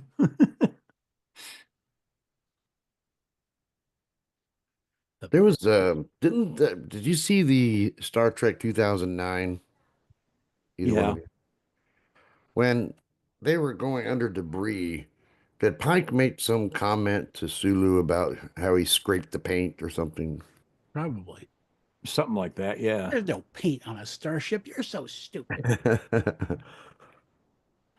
No, I've been wondering if this audio is working okay. No, it seems fine. Yep. Because I have set up again, we can play clips again, but we got to watch what we play so we don't get in trouble with YouTube. Probably would get in trouble if we even played Apology None song.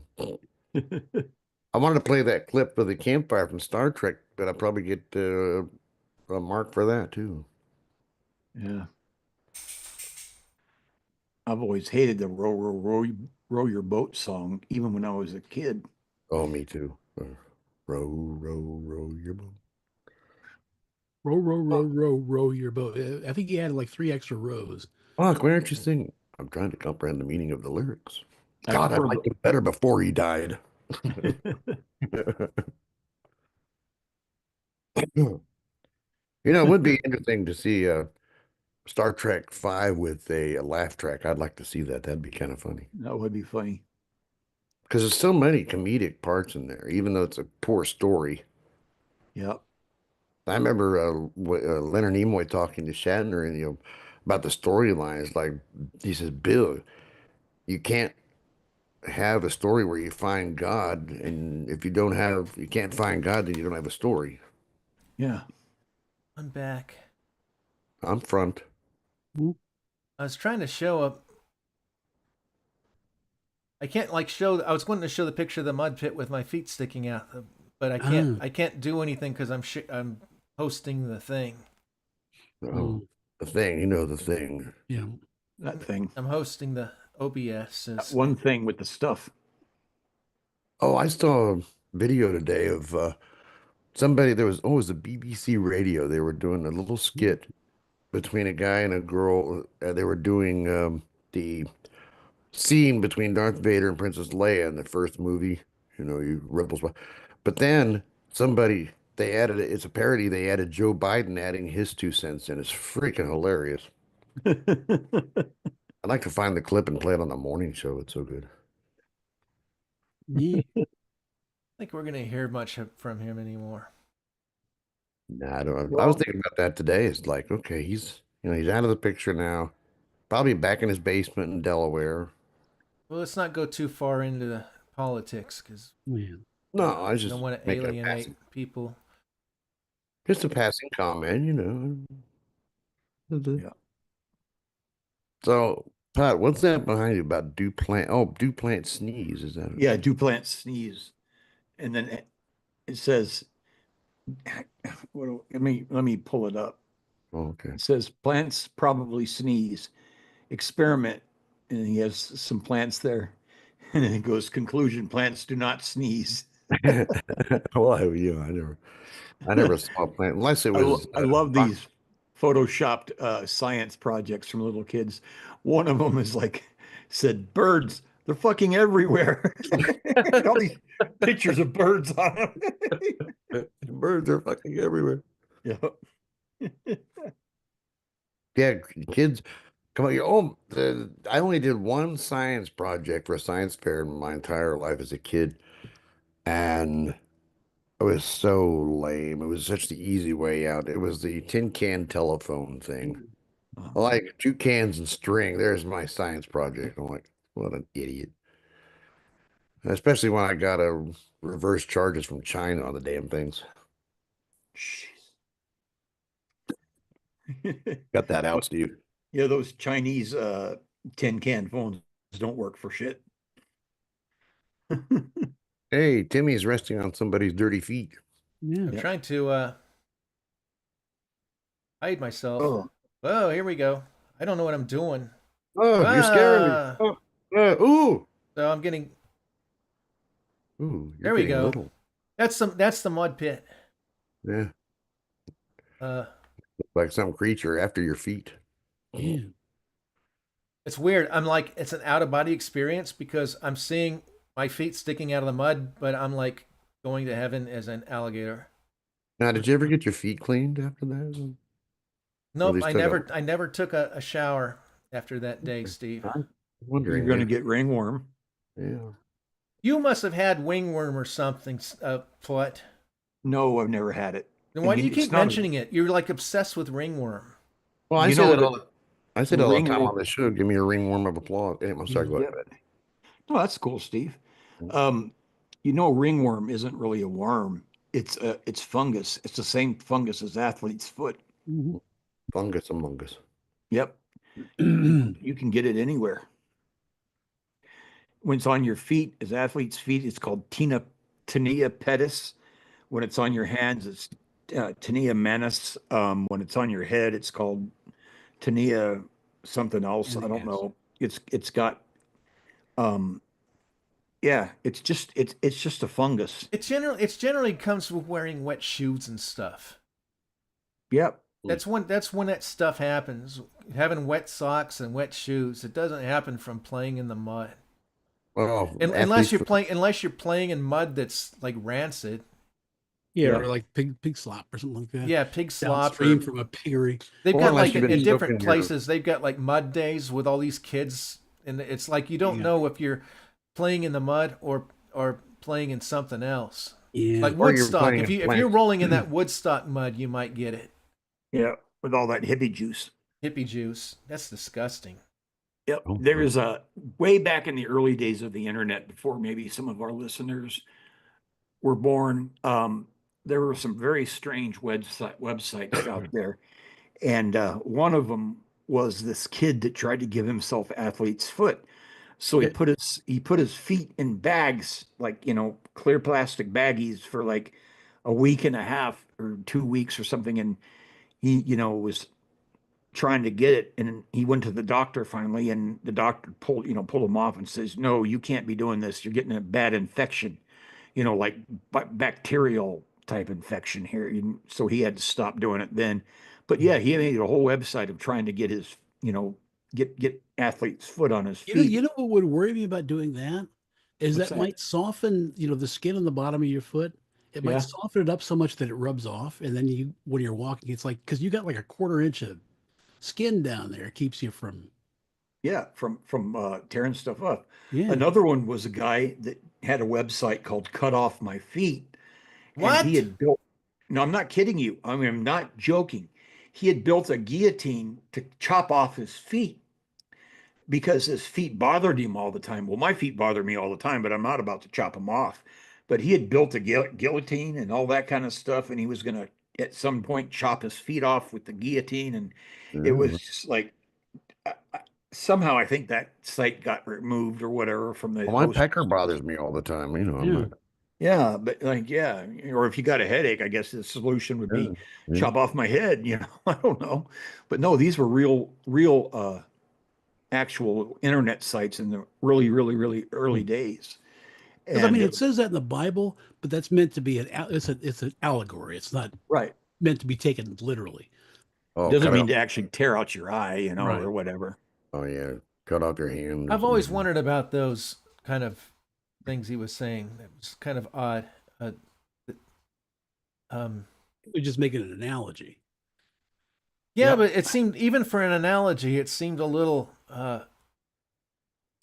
extreme.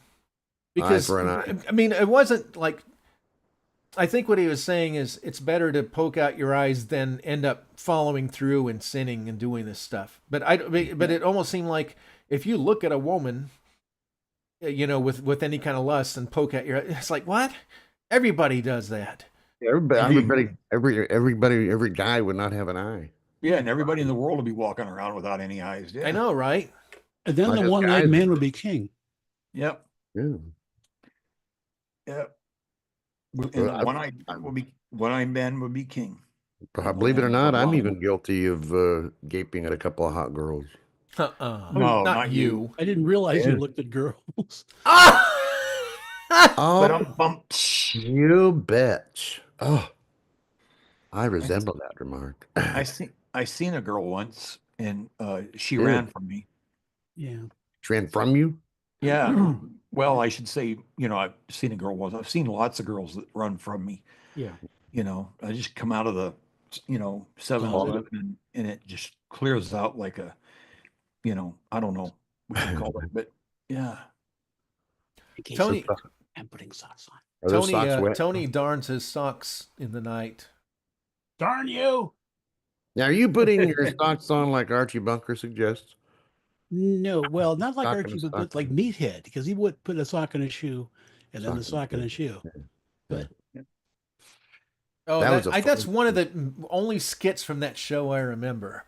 yeah, because they were, I think they played it on airplanes, because back when they used to have like those rubber tubes that went to your ears Oh, and yeah. played like a comedy. It was a comedy loop, and you heard it about 18 times during an average flight. Oh yeah. I think Nice. I had only heard it once, but it stuck with me because it was so. Well, I have that clip if you want to hear it. I don't really want to hear it. Okay, I just offered. Besides, we probably don't get a copyright strike anyway. You can play it if you want, but yeah, I don't want to get a copyright strike. YouTube is so anal about that stuff. Oh yeah, I was gonna say I can probably play the Tony Dixon theme and still get a strike, even though it's your song. I get strikes about with my when I make private copies of my film in progress for Tony and Putt and stuff, and Steve, but he doesn't watch it. I try to put it in there, and they give me copyright strikes for my own songs being in the film. Not like actual strikes. It's like, well, we're not gonna do anything physically to your channel because the copyright owner says you can use it. I'm like, it's me. Yeah. Is there a It way to happened. contact YouTube and tell them, hey, I own this crap? You You know, just say, yes, I Well, do. They I didn't did even used to once. have a support desk for years, and then Well, no, until that Persian lady went to San Francisco and shot up their office. oh yeah, well, and then they finally got a support desk after that. I guess I don't there you know. go. Well, when I released my song Death Enabled on my Mark Putt channel, one of my funny songs, uh, YouTube immediately copyright struck me, and that was the only copy that had ever been put out. And they struck me just because they thought it sounded. I mean, I hate to say it, they thought it sounded too good. And I wrote them back. I said, no, this is my song. I wrote it. I mixed That's it. not I that did good. all this stuff. And I said, if you can find this song anywhere else on the internet, um, you're not going to because it's my song. And then they relinquished the copyright strike. Yeah. Is Meanwhile, that people are posting and singing other people's songs without problems. Oh yeah, That's how I get that YouTube's Got Talent. Everybody's singing everybody else's songs. Well, sometimes it's Right. just sometimes they allow it, but they demonetize you for it. It's because they did that with my Transforama channel twice, and that's why people who are here that might be familiar with Transforama, there was 2 or 3 years where I was offline. I didn't post anything. It's because they did that to me. They took away my monetization, and all they said was duplication. They didn't say anything, and there was no way to really appeal it back then. So I'm just like, F you guys, and I left. And then somehow it came back again, and then I went back and started, and they did it again, a year or two ago. And I finally, I wrote them a paragraph. I told them, this is me, apology none is my thing, this is that, the other, and here's my copyright. I gave them the actual copyright numbers for the Library of Congress, and they reinstated me. Well, I got a couple strikes when I did the Partridge Family song and Nickajack. But they didn't take it down, so it's still up here, just demonetized. I've got one of my horse costume where I put the Chiquitita from ABBA for the soundtrack. It's a cute thing. It was me and Gracie when I was a horse, and it was a fun video, and they did like a strike where they had it can't be played in Germany or something. What about your I Feel Fine? Is it up on YouTube anywhere? Yeah, or it's is still that, up there. Is it? Because did they strike that?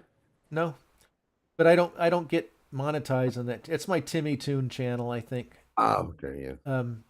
I don't know. saw I've that got was so pretty- many YouTube channels. Yeah. I've got the Timmy Ross channel. No, Timmy Ross doesn't have anything. You know what? I need to put a demo reel on my Timmy Ross channel and just have a mix of the cartoons and the different things that I do. I always wanted to go over that. Not the bridge, but this almost to the bridge, where I could jump off, but not like on the bridge because that would be too far up to jump The off. Golden Gate, That's the Bay Bridge. Bay Bridge. It's two bridges that are butted up together. See? That's Golden Gate No, it's the Bay Bridge. in San Francisco. San Francisco Bay Bridge. Is I that the like one it. that I like collapsed it in the better than 89 I like it earthquake? better than the Golden Gate. What? That's the one that collapsed in the '89 earthquake. Yep. I One went section. over that 2 days before that earthquake in the truck. Maybe you caused the earthquake. I probably You're did. bouncing up and down with your rickety truck. I was bouncing to the Partridge Family. I think Yeah. earthquake. What am I still afraid of? I wanted to go see it, but I don't want to go to San Francisco anymore because of all the poop and stuff. Yep. You're 15 Wait till now. the Chinese guy goes there again, and they clean it all up right before that. Yeah, but it's got to Yeah. go somewhere. Where they send it into San Jose or Oakland.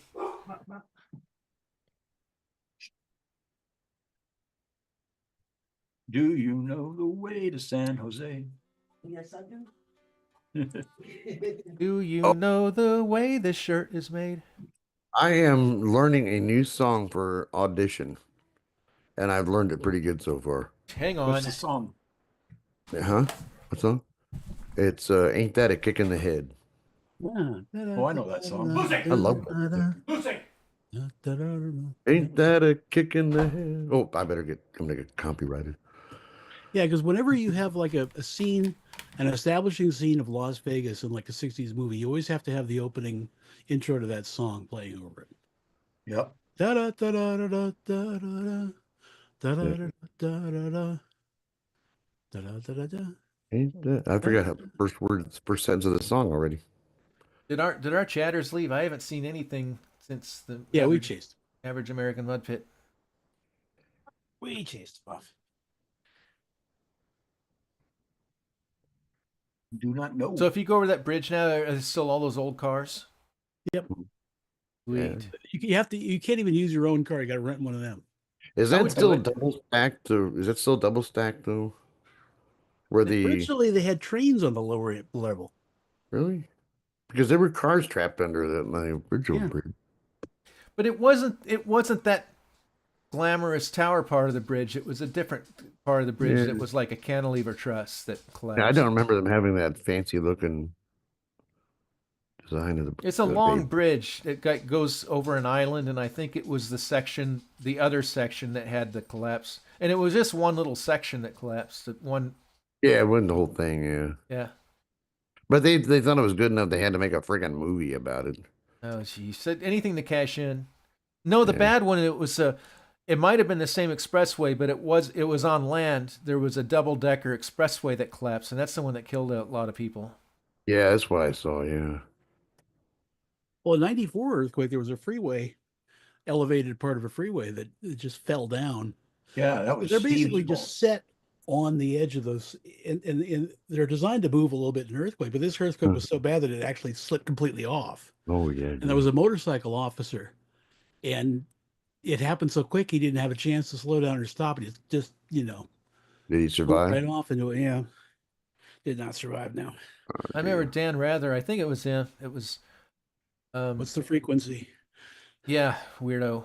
But he was asking. It might not have been him, but my memory is that it was him. He was asking some bystander guy when that double decker expressway collapsed. He's like, "So, is there any experience you want to share?" And he's like, "Yeah, there was a brain that was sitting by itself and it was jiggling around." Oh wow.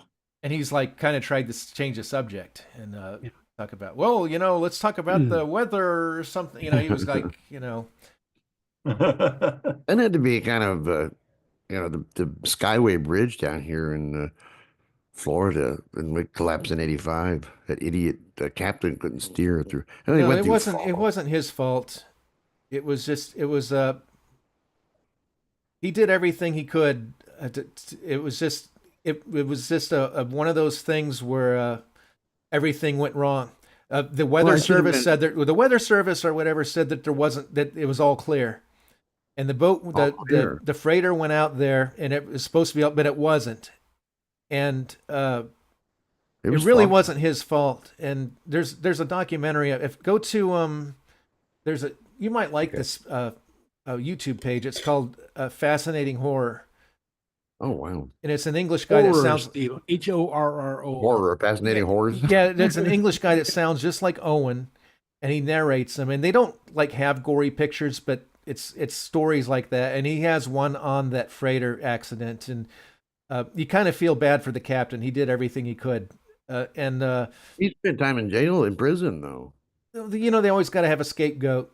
But It now, wasn't the but I captain, think it actually. ended up where he taught school, like a mariner school class, Yeah. But the eeriest part of that was the SOS that he said, stop traffic. The Skyway Bridge is down. I mean, that's a mammoth bridge. I mean, that's like the Golden Gate. I mean, that's just like, could you imagine getting that?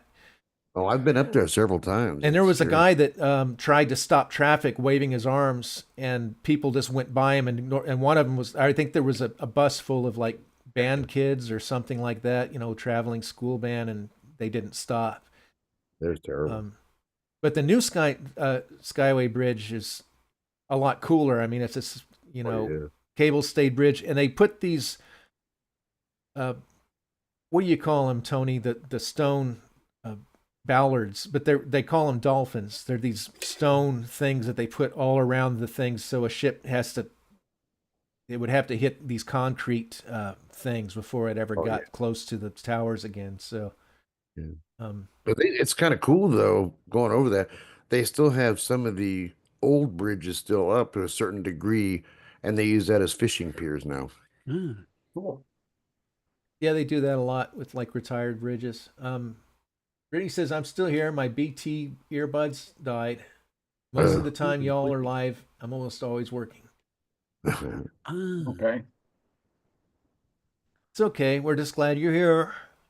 I'm gonna Yep. take a break again before Tony has to be right back. Oh, Steve. What? What'd I do? Yeah, crap. Huh?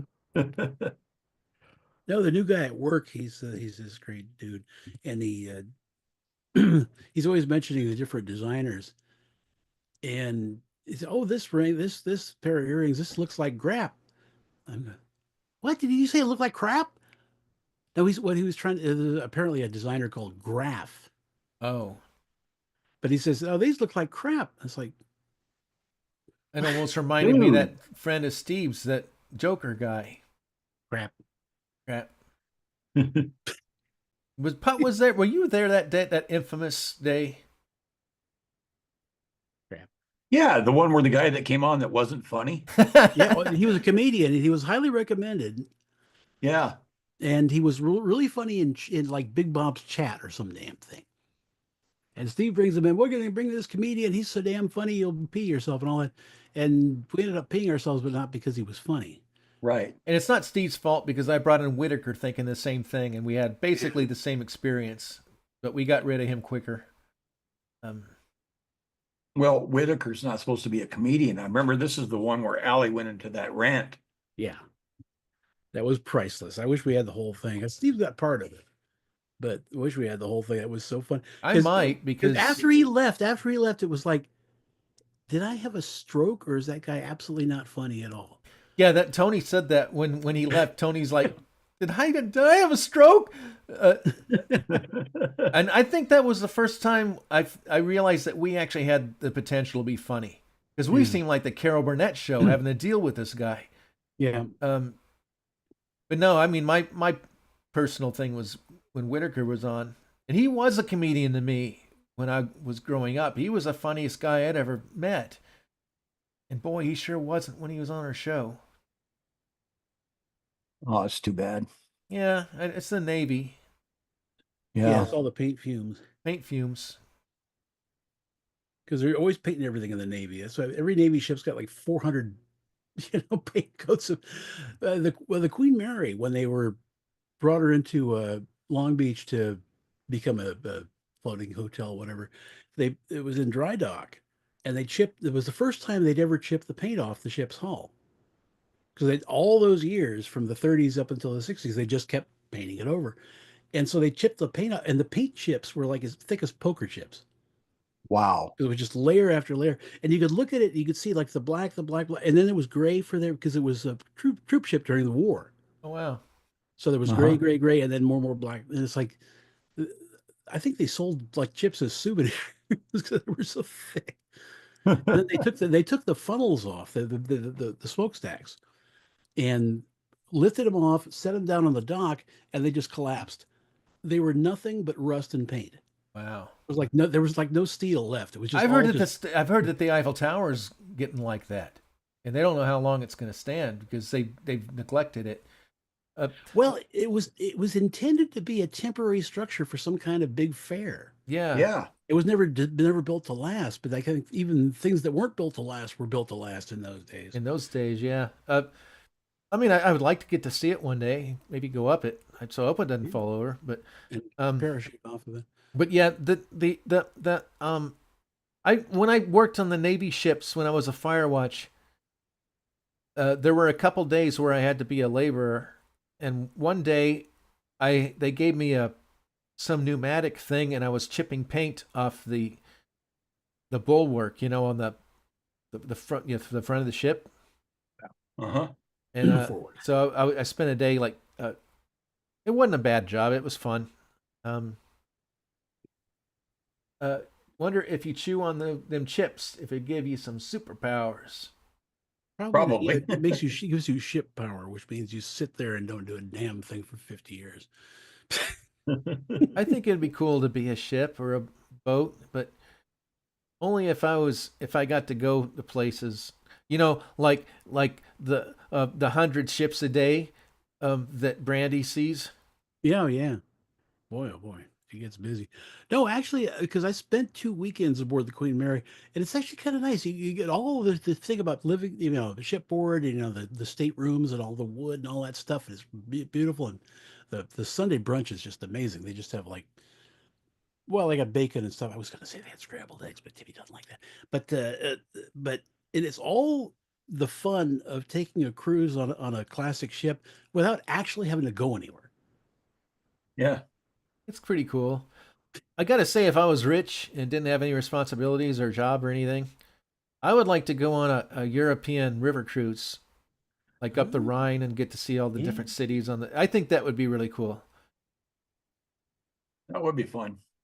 I'd like to see an Alaska cruise. I mean, I want to see an aurora borealis. And did you know we had one over Florida last year? I don't think we've ever had one, and nobody, even my friends, even like Wendy Wasser, nobody told me.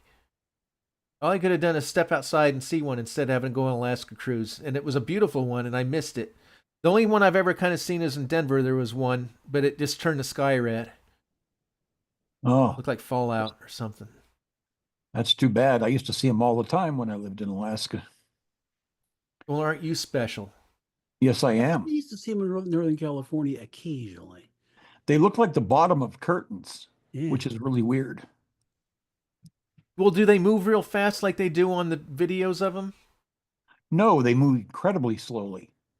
Oh, well, I don't want to see one then. It's like a comet. You think, oh, it's going to go wee. No, it doesn't. It just sits there. Yeah. And we had back in the 70s, we had Comet Kohoutek. Oh boy, it's a comet. It is going to come. You're going to see it. And I never even got to see it. It was like that, what was that? And then Halley's Comet. Everybody was hyped up about Halley's Comet because it comes every 70 something years. And boy, oh boy, it's coming. And then nothing. Yeah, I think I only remember seeing one meteor shower, and it was in Florida. I was in the backyard looking up. And it's like, literally, you blink, you miss it. It's like, pew! Like, what? I saw it. But it's almost like it's like an eye blink. Yeah, one meteorite is basically it's only you see it by accident.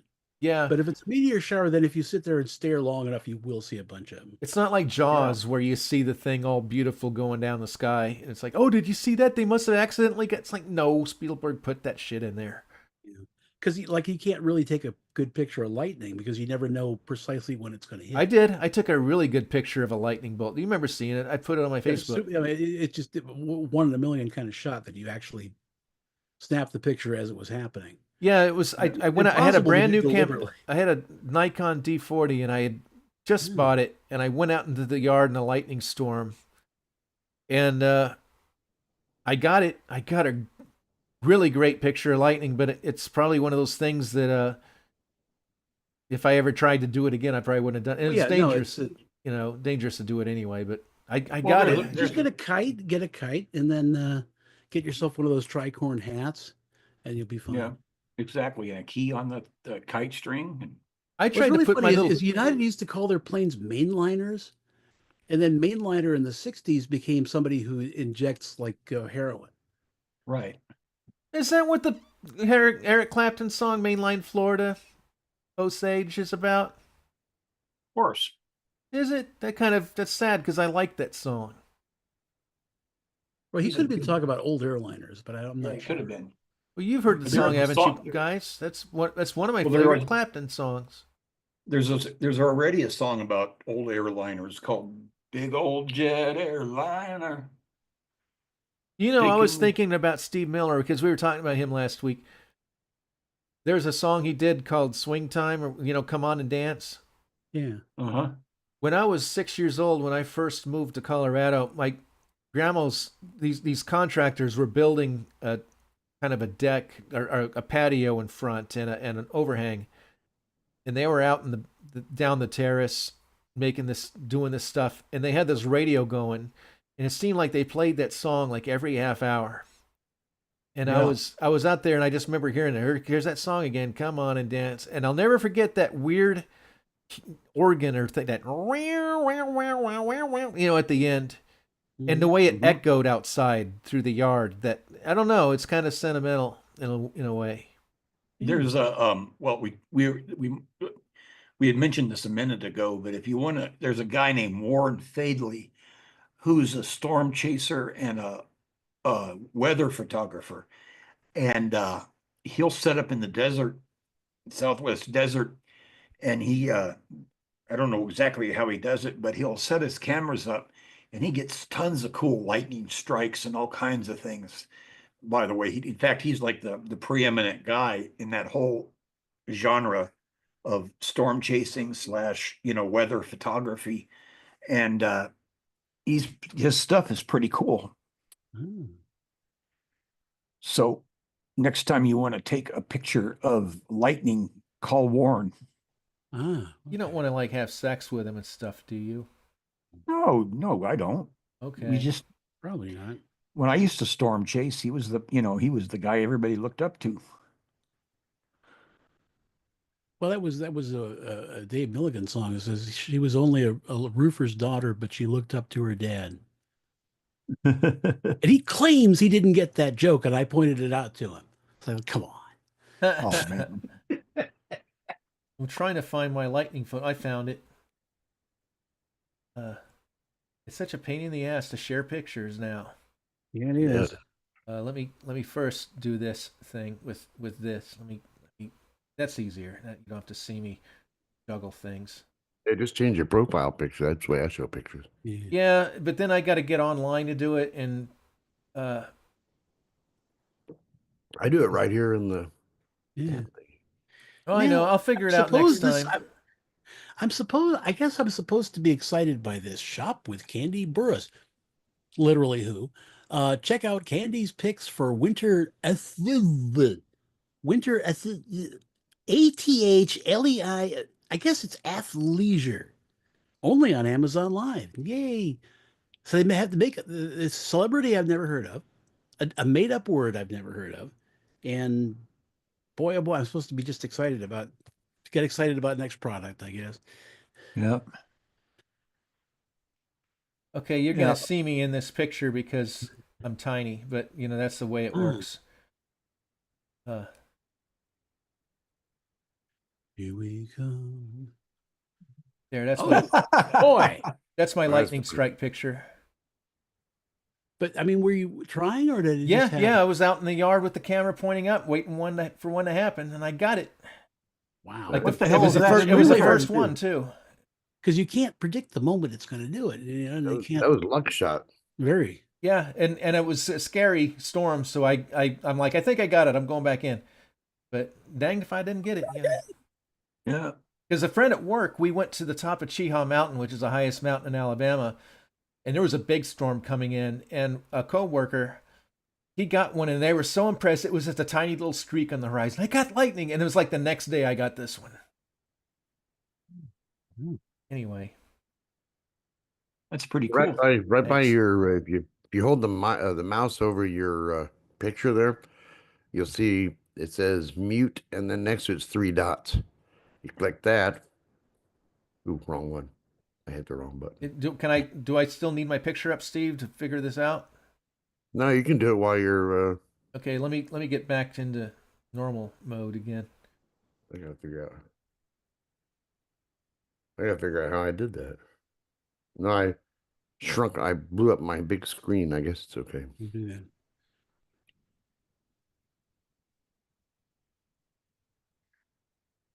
There it is. Okay, I did it. Yeah, there's a thing that says edit profile picture. Oh, yeah. Oh yeah, I know. I have to go to the online version of Zoom to do it. And Really? Huh. oh really? weird. Oh maybe okay. Give me a second, Steve. Let me figure this out. Because I would like an easier way of doing this. Yeah. 'Cause that's how I changed it, like Andy or Casey or something like that. Hmm. All right. Give me a second. And What the? What was not that? Count Fuckula. All right. So I'm what do you gonna got, put back- Steve? It's where is it now? What? No, hold the cursor over your part of the screen there, Edit profile picture. and then hit the three dots. Yeah, edit profile picture. Change picture. Mhm. Okay, I can do that, Steve. Thanks. That's a lot easier Uh-huh. than what I was doing. Yeah, it's later. Brittany's been listening to Roy Orbison, or Ray Orbison, Ray Orbison. I thought it was Roy Ray. Orbison, yeah. or do you think? I love Roy Orbison. Yeah. I used to have his greatest hits on a CD. Yeah. I used to Listen that sing a him lot. karaoke. That anything you want, you got it. You So, got so what song does this picture bring to mind? Jet airliner. No, not Jets. One's a Lightning P, and the other one looks like a. Don't tell me. Like a P-38 Lightning in the front, and the one in the back looks like a. I think it's a Mustang. Is it a Mustang? Because the Mustang did have that fastback on the early versions, I think, and then they made the dome thing. I was thinking a Hellcat or something. I start crying. I No, like well, number one, it's very, very frightening. So it's Thunderbolt and Lightning, P-38 Lightning, Thunderbolt. Of course it is. I had an inflatable Thunderbolt that I got at Worlds of Fun, like Oh, that. for Bohemian Rhapsody. Yeah. hey. I Mm. tried to post that in chat this morning, and that it was just too involved because just sharing a picture you find online is impossible anymore. Hey, because, it's me. It's me from Star Trip. Yeah. Hello, it's me. Look Yeah. how primitive Tracy looks. You've got like She almost might no be good. shading with her hair or anything. Terry, I put more work into Terry. You know, it was experimental at the. I mean, Apology None. I just barely started animating at that time. And what Brittany, I think, is referring to is that Roy Orbison's music with David Lynch enjoyed a lot of it, and I think featured Explain a to few. me about David Lynch then. He's a He's film director. Yeah, Okay. very good one. Did Blue Velvet, Twin Peaks, Wild at Heart, Oh, okay. and he passed away recently. And I think I heard him directing something at the studio I used to work at. I didn't see him, but I thought I heard his voice because they were shooting a little pickup shot just kind of in a driveway. But yeah, he passed away. And he was a big fan of Roy Orbison. Now, Roy Orbison had this career. What a wonderful career! He died at age 52. Wow. He got all that in before age 52, and here we are. Well, my Darren floofied him.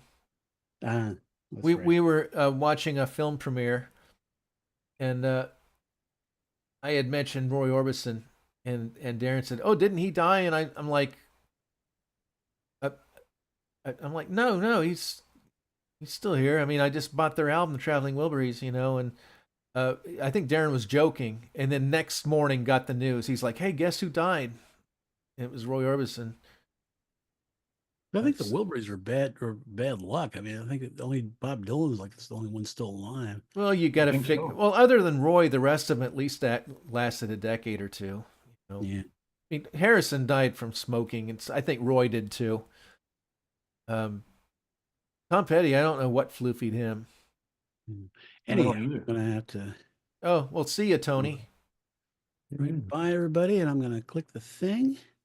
And let me see. Not end meeting for all. No. Safe travels.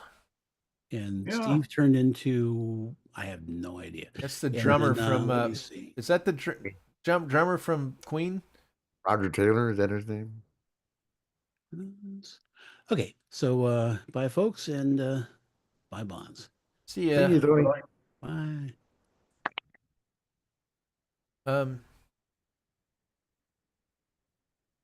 Yeah, Right. he makes a pretty girl, doesn't he? Just not in that picture. It's not very flattering with the duck lip. Yeah, I have thing. another one somewhere, but I like the one where he smiled doing the dishes was good, but not with the pucker. The pucker thing doesn't look right. uh, But yeah, that made me feel it's like me and everybody that's ever seen that video makes them feel uneasy when they see him. It's like I did that when I was a treble clef. I put my hair in a side ponytail. Like I said, look, I'm Marsha Brady, and Big John says, "Quit doing that. You almost look good. You're making me feel weird." It's like, There was a band that never went anywhere, but they were supposed to be the next big thing at the time. They were called Rail, R-A-I-L. And me and some buddies went to go see them at a smaller venue.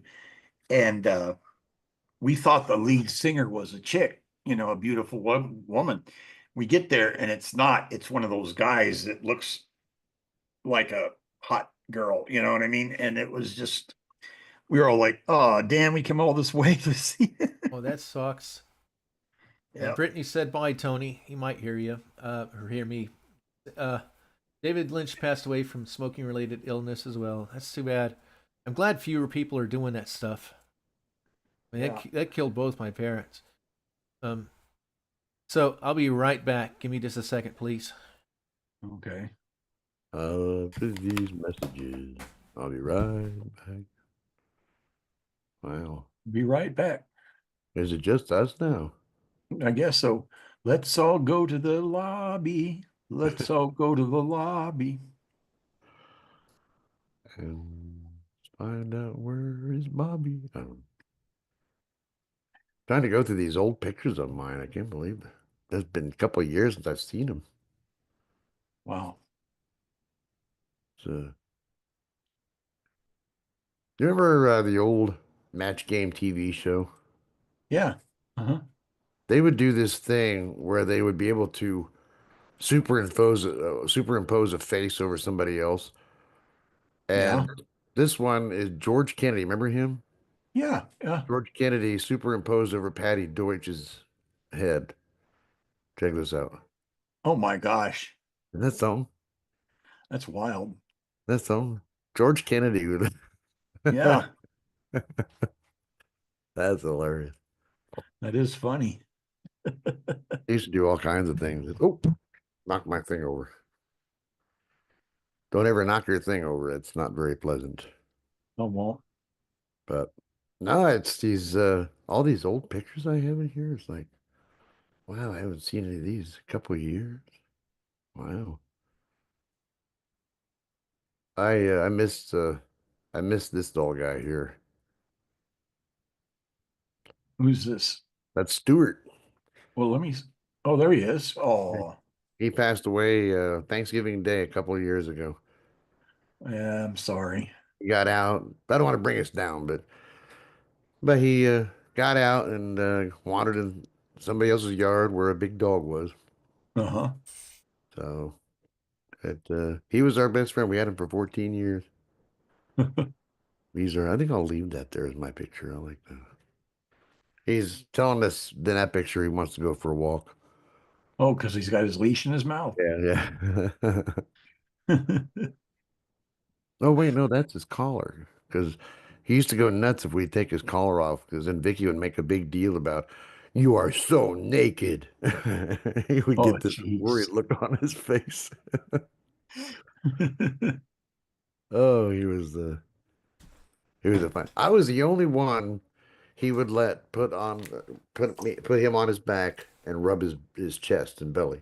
Oh, I was the only one he trusted. Vicky tried it a few times and he wouldn't let her do it. You're talking about Casey Kasem when you met him that Yeah. time? I never could. Nobody else could put Casey on his back and rub his chest like I did. Yeah. He just drew the line at sex. No, you didn't see the picture, Timmy? Remember you guys in your gross fan fiction erotica. Oh. That's Stuart. Oh, poor Stuart. I miss Stuart. Even though I don't think I've ever met him in real life. I don't think you did. Kind of like you never met Jeannie, but you might have met Jeannie since you came out. I think I did meet Jeannie. Yeah, of course you did, because you came out here that time. Yeah, you had her when we came to see, was that Star Trip or Saturdalia you had? Saturdalia. Okay, yeah. Brittany said, do you like David Lynch besides Timmy? I don't. This is the first time I really heard about him. I've heard the name before. I like him, yeah. Who's David Lynch? He's a director, producer. film director. Yeah. He did director. Twin Peaks. He did a lot of movies. And he also, his student film was called Eraserhead. Oh, I don't see every thing that you mentioned about David Lynch. I've never seen any of those movies, but I'm not a big movie. Steve and I aren't big movie buffs. Steve's Yeah. worse than I am. I mean, he hasn't seen The Wizard of Oz or Willy Wonka or Raiders of the Lost Ark. That's terrible. I have seen. What are those? I think I've seen Willy Wonka. You're talking about the one with Gene Wilder, Yeah, right? yeah. I've seen Yeah. that one. Have you seen it as an adult? Mm-hmm. Okay. That's when I saw That's one of my favorite movies. it. I don't like the one with Johnny Depp. I thought it was stupid. Yeah, I that saw was people- silly. Yeah. It's like I one of don't those. like It's Johnny like Depp let's either. remake a movie that doesn't need to be redone because it's already Yeah. perfect. You know. That's what I like about the owners who own Back to the Future. They say as long as they're living, there will be no reboot of Back to the Future. That's good. Well, they did Willy Wonka There shouldn't again. They did it with that Timothy. What's that kid that he's a big star? Timothy. He's playing Bob Dylan now in that movie. Oh gosh, I don't know any new movies like that. I don't know. I'm sure Brittany knows. There's a new Willy Wonka, and it's supposed to be the origin story of him. And I'm just Oh. like, you know what? Why does everything have to have an origin story? You know, when we were kids, we played with toys. We would get hyped up watching Willy Wonka, and then we would play Willy Wonka, or you'd play and make your own origin stories. It's like they don't allow kids to have imaginations anymore. Same Yeah. with Star Trek. They had to make they had to go back and show the origins of Kirk and everything. Yeah, why did they have to do that? Brittany says she doesn't think I like the David Lynch stuff. I'm basically, I just like comedies pretty much, or sometimes action adventures can be fun. But I'm very much not into dramas. Mhm. There's only a couple Yeah. dramas that I really like that I own. Like Love and Mercy is one that I could watch anytime. I have to show you that one, Steve. I think you'd dig it. Yeah. Well, you might not like David Lynch's stuff, especially not Eraserhead. It's very surreal, but it's very dark. I like surreal. Yeah, but it's very disturbing. I get disturbed easy. I watched Saving Private Ryan once, and to this day I cannot watch it again. It's okay. I mean, that touches on real events. So when you're seeing people get blown apart, you know that it actually happened in real life. And Just so realistic, and I was so empathetic, and I just it even was Pink just Floyd The Wall had a similar scene to that. Remember, Putt? Yeah. I never saw that. It was the Mama loves her baby, Daddy loves you too. It's that pretty song, but you're seeing dead soldiers half covered with sand. You know, like it was really. I'm assuming that might have been Normandy, but I don't know. It didn't really say where it was, but evidently it was. To me, it's kind of tacky What? doing a song and like that, and then Not really. putting- You have to see the movie in context. The whole movie is basically, the guy Pink. He lost his dad in the war, and it was that part of it was showing how his dad died. But it was kind of like Saving Private Ryan. It showed soldiers huddled up and trying to recover, but they had like the sand had blown over dead bodies. It was depressing, but it was such a pretty song at the time. It was very well done. I don't think it was tacky at all. Do you, Putt? No, I It think was it's very a good touching. movie too. Do Yeah. what? I think it's a good movie too. It's a good movie. It's just kind of depressing. Mhm. Well, you're talking to somebody here who almost didn't do Titanic the musical because I thought that was tacky, making a musical out of it after the deaths and everything. Well, the only thing I thought was tacky that I didn't like Jesus Christ Superstar. But we've talked about this. He disagrees with me, but I just think Yep. I don't think people should cash in on Jesus' passion and make a profit on it. That's all I'm saying. That'd be kind of like Godspell then. I haven't seen it either. I Well, saw. I mean, saw- if you made the play and everything proceed went to charity, that's fine. I wouldn't have a problem with it. I just don't want to make people making a profit, because I'm sure my theater, when they bought the rights or rented the rights to use it probably cost them $5,000. For And a you know, Godspell? that's not all I'm saying. Is if all of it went to like a Catholic charity, I'd be fine with it. It's not tacky. I just profiting on that to me is That's like the proceeds from Titanic the musical should have gone to like maybe families of survivors, or I don't know, preservation of ship safety. I don't know, but Mm-hmm. Oh, but Brittany said that her ex watched The Wall on acid and spazzed out and ruined it for her. Well, I'm sorry to hear that. Hmm. It's one of those you don't have too to bad. you don't have to do drugs to watch that. You kind of it's you know it's like It's kind of drugs in itself. I know, right? Yep. But Tim, you probably like Godspell because it's the book of Matthew and it doesn't deviate from the gospel. The crucifixion slash passion is a very short scene at the end.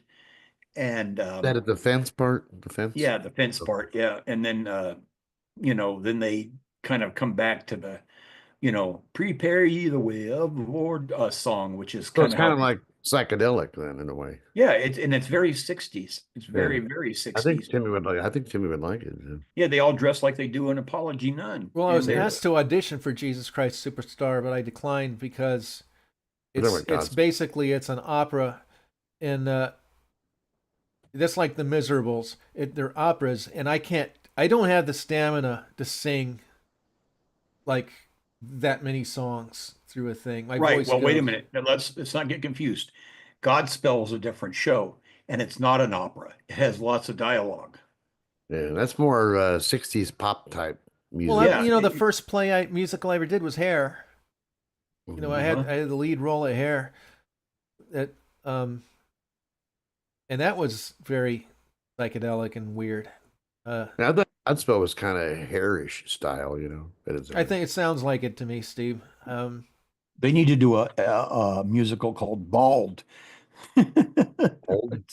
And Steve and I can star in it. Oh, Well, bald, the yeah. last musical I did was Scrooged. I did it 3 years in a row where I played Marley, Bob Marley. Jacob Yep. Marley. Jacob Marley, yeah. I told you what happened with. I was doing an award show and we had to act out a scene from Christmas Carol, and I was playing the ghost, just a little part of Jacob Marley, and I couldn't get it out of my head to not say Bob Marley, and I actually went on stage and said Bob Marley, It's and because it was in your head and you couldn't. I kind of ad-libbed and said Bob Marley, Jacob Marley. I don't know who the hell I am. Let's see if I can find a picture. Let me test this thing, this profile thing. See Yeah. how quick I can find a picture of my. Yeah, it was. But it was. I don't know. I kept telling myself during this little. It was a spoof anyway, so fortunately it fit right in. But Yeah. I kept saying during the rehearsal, "No, it's Jacob Marley." Okay, Jacob Marley, Jacob Marley. I'm the ghost of Bob Marley. I think Hey, why I'm Scrooge. reluctant to show a picture is because I don't know if it's going to crop it all weird. Oh, you can adjust it a little bit. Oh, okay. Sometimes, like that Apology and End picture I had a while ago, I couldn't get the whole group in it. Just you and what's her face. Okay, well, here's. And then you just mute your video to show their picture. Oh, yeah. Okay, here we go. There we go. Okay. One of me is Marley. And the lady in the picture, she's Karen, a friend of mine, and she did the voice for the helicopter transformation victim. Yeah. And she also does the voice for Stacy, who's Tracy Trell's best friend in the Apology None films. Okay. The fast talking girl? Yep, that's her. Cool. So I've had three Who- different Who did voice she play in? actresses. I've had three different people play that role, but she does it the best. Who was she in the Christmas Carol? Oh, she was just kind of I don't know. It changed every year for some people. She might have been like maybe Cratchit's wife one time, and another time she might be in the ensemble.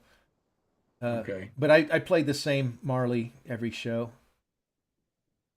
But she played my mother in Hair and also my mother in Tommy. Okay. Even though she's a few months younger than me. It's kind of funny.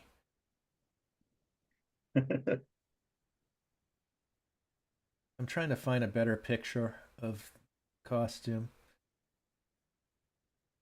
I miss doing it. It was a fun show to do. Yeah. Steve hates doing theater and watching theater and stuff. Oh yeah, I just can't stand it. Yeah. Yep. Give me a second. I'm not ignoring him. I'm just trying to find a. Everything's so slow. Yeah, it is. It's terrible. Brittany says, "Love Charles Dickens wrote a ghost story about not celebrating Christmas hard enough." I love that. I think the George C. Scott version of A Christmas Carol is my favorite. That's one of my go-tos every Christmas. Have you seen it, What? Oh yeah, I've seen the George C. Scott. I think that was one of the first versions I saw. That's probably is the first version and to me that's the only one I watch. It's the only one I really like. Good. None of the others are mean like him. You had to be a. Okay. I like the Albert Finney one. All right. There we go. Well, there you go. That's me backstage. That was fun. I haven't seen the Albert Finney one. Which is the one from 1970 that's the one you like? Yeah, the with one, all the Thank You, songs. Barry, Well, that's the one. The musical I did was based off of that. It had the same stupid songs. Well, it's good. I will be right back, guys. And Brittany said, "Would you consider Jesus Christ Superstar opera?" I do. I don't know if I would. It's written by the dude who did Cats. I consider an opera where they sing basically 90% of the show. To me, an opera is when it's like, "You never told me what to do. I did tell you what to do." To me, that's an opera, where it's like you can't escape the music. It just doesn't stop. Yeah, to me, The Miserables was like that. I was asked to audition for that, and I'm like, I can't sing that much. Brittany prefers the Patrick Stewart and the Muppet one the best. I haven't seen either of those, but I've heard the Muppet one is good. I heard Patrick Stewart ruined his version because when the little boy comes at the end, and he's like, "Little boy," and gives him the half a crown to give him the turkey. It's like he was still greedy and didn't want to cough up the half a crown, and it's like, come on. And they said that was Patrick Stewart's input, and it was like, come on, he's already supposed to have been a changed man by then. Okay. But probably had something to do with that. I probably did. I haven't seen it yet, but I probably did.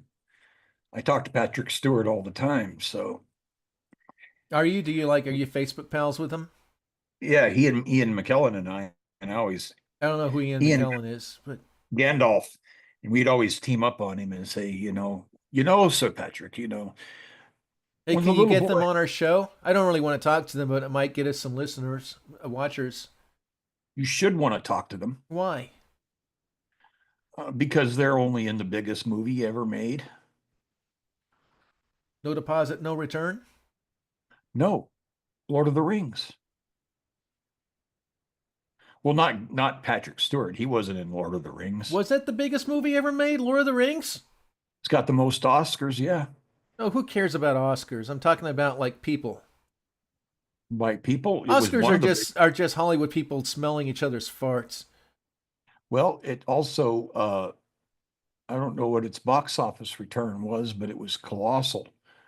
And it's. I told you last year I met that guy from it, the movie. And which one? Lord of the Rings. And I didn't know who he was when I met him. Uh-huh. And I'm like, who was that guy I just met? Because Wendy wanted to see him, and he was gone at some photo shoot, and I was sitting there as the gator, like I am right now. And Uh-huh. I was just sitting there waiting patiently, and then he showed up, and she got his autograph, and then there wasn't a line, so I just kind of followed her, and I walked right by him. He's like, "Oh, what would you like?" And I was like, "Oh, I'm just with her," and he nodded and smiling. "Oh, okay." And I'm like, "Who was that?" And she was like, "That was Elijah Wood." I'm like, "Who's he?" And she's like, "He played Frodo in Lord of the Rings." I'm like, "No shit, real? I've seen that movie. I've seen all of them. I didn't know that was him." So I just like Yeah. I just talked to that guy. I didn't realize that was him. I just thought that was interesting. Oh no, that's all I got. Well, that's cool. He seemed like a nice guy. Yeah, he's a pretty nice guy. They all were. No, I heard that one guy wasn't. Which one? Um,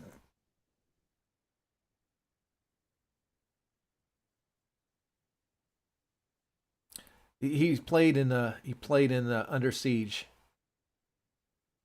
Under Siege. Yeah. Okay. Like a I Van don't know. Damme wannabe. Okay, I don't think there was any martial arts in this movie. I mean, what was his name? Under Siege. I don't know. Under Siege. Let me look. And he was in Lord of the Rings.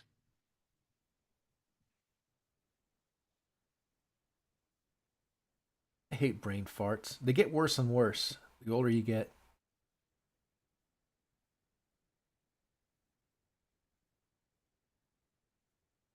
Steven Seagal. Yeah, him. He wasn't in Lord of the Rings. I didn't say he was. I know. Well, I guess you didn't, did you? It's one of those. What happened is that was supposed to be the joke, and it would have been funny if it was spontaneous. You know who that was? Lord of the Rings, that asshole Steven Seagal, and that joke would have worked at the time, but it strung out so bad that it was like, it's like, well, that didn't work anymore because we strung it out. It's like Steve was playing a song yesterday on his morning show, and